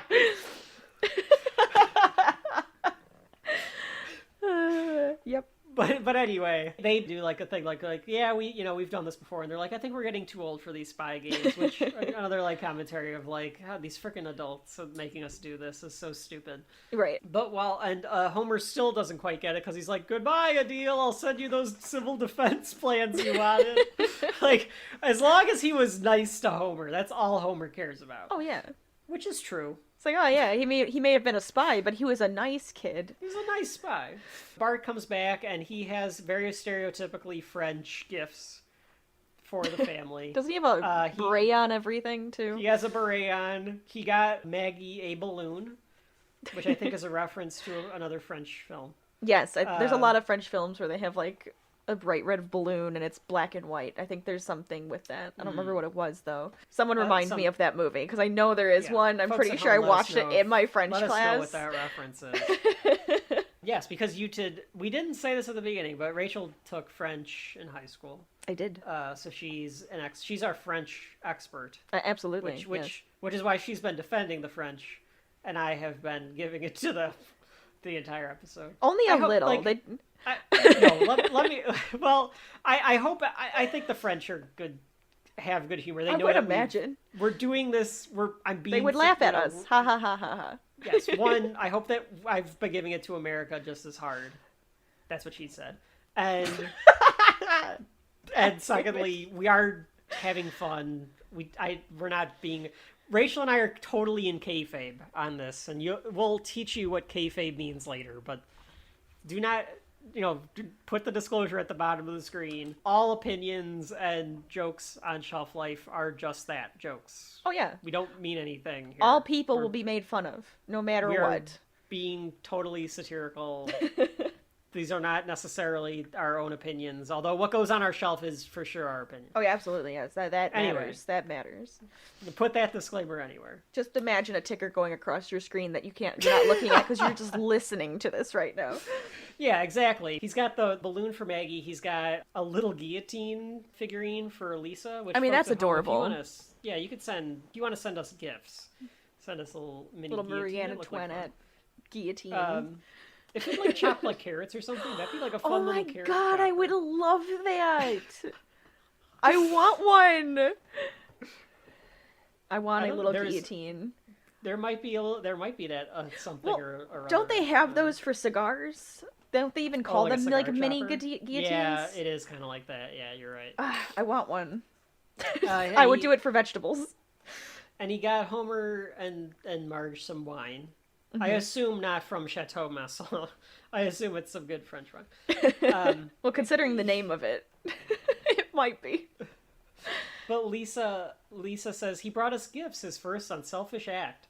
So the idea, I guess, is that there was some character growth over this episode. Right. Whether or not he keeps it, there was some character growth. Yes, exactly. I did find it sweet. Homer's true feelings kind of come through here. Mm-hmm. When Bart goes, "Where's the big guy?" And Homer goes, "Oh, he means me." Right. and he hugs Bart.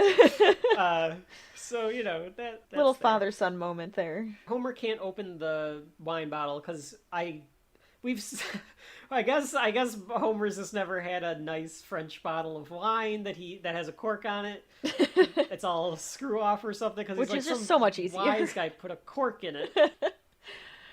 And Bart calls him a buffoon in French. And Homer gets to be proud because he's like, "Did you hear that, Marge? My boy speaks French." And that is cute. Even though it's at his behest? No, what's the word?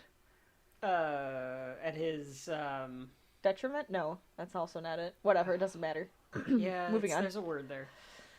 At his expense. We figured that out at the same time. So, and then the score, because this is that season 1 score, it kind of like ramps up and does like da da da da da da, like way too loud. Like, yeah, it's like acting like this is like a way too intense. Yes. Again, that bad score Calm of down. season 1. They even mentioned it on the commentary. Like, apparently Bart forgets how to speak French throughout. Like, he really forgets it. Which, I mean, I guess if nobody's speaking it, it's hard to remember a language. You're Bart, like, you're gonna forget it. Oh, yeah. Like, it feels like something where he would do on the sly, like, say stuff behind to make fun of Homer, exactly. like, in French, because he knows Homer doesn't know it, but he kind of loses all of how to speak French. And that is the end of the episode, the Crepes of Wrath. Rachel, as a big crepe fan yourself, I do love crepes. Delicious. what did you think? Thin pancakes. Yes, it's a thin pancake, wrapped in stuff. I prefer a good old fashioned American. Yeah, you like the fluffy pancakes. I like the flat German pancakes, and I like the flat French crepes and everything. Yes. What did you think of this episode? It's fine. It's a little over the top. I guess it's way more than a little over the top, but like I said, there's a couple of funny things that they say, and like the jokes, and you know the French, but I don't know. It just doesn't. I'm like, I could kind of live without it. It doesn't need to be there, type of thing. Mm-hmm. So it's fine, but yeah, I think it's a nice little episode. It's not anything special. It's got some funny stuff in it. Sure. All of that child abuse is really weird. All that child abuse. No, that's my favorite part. Oh, well, of course. It's just kind of an episode that's just kind of there. Yes. So, with that being said, we will move on to our next episode. We've got 2 left in season 1, and the next episode is a big one because it's a mystery. Continued in part 4.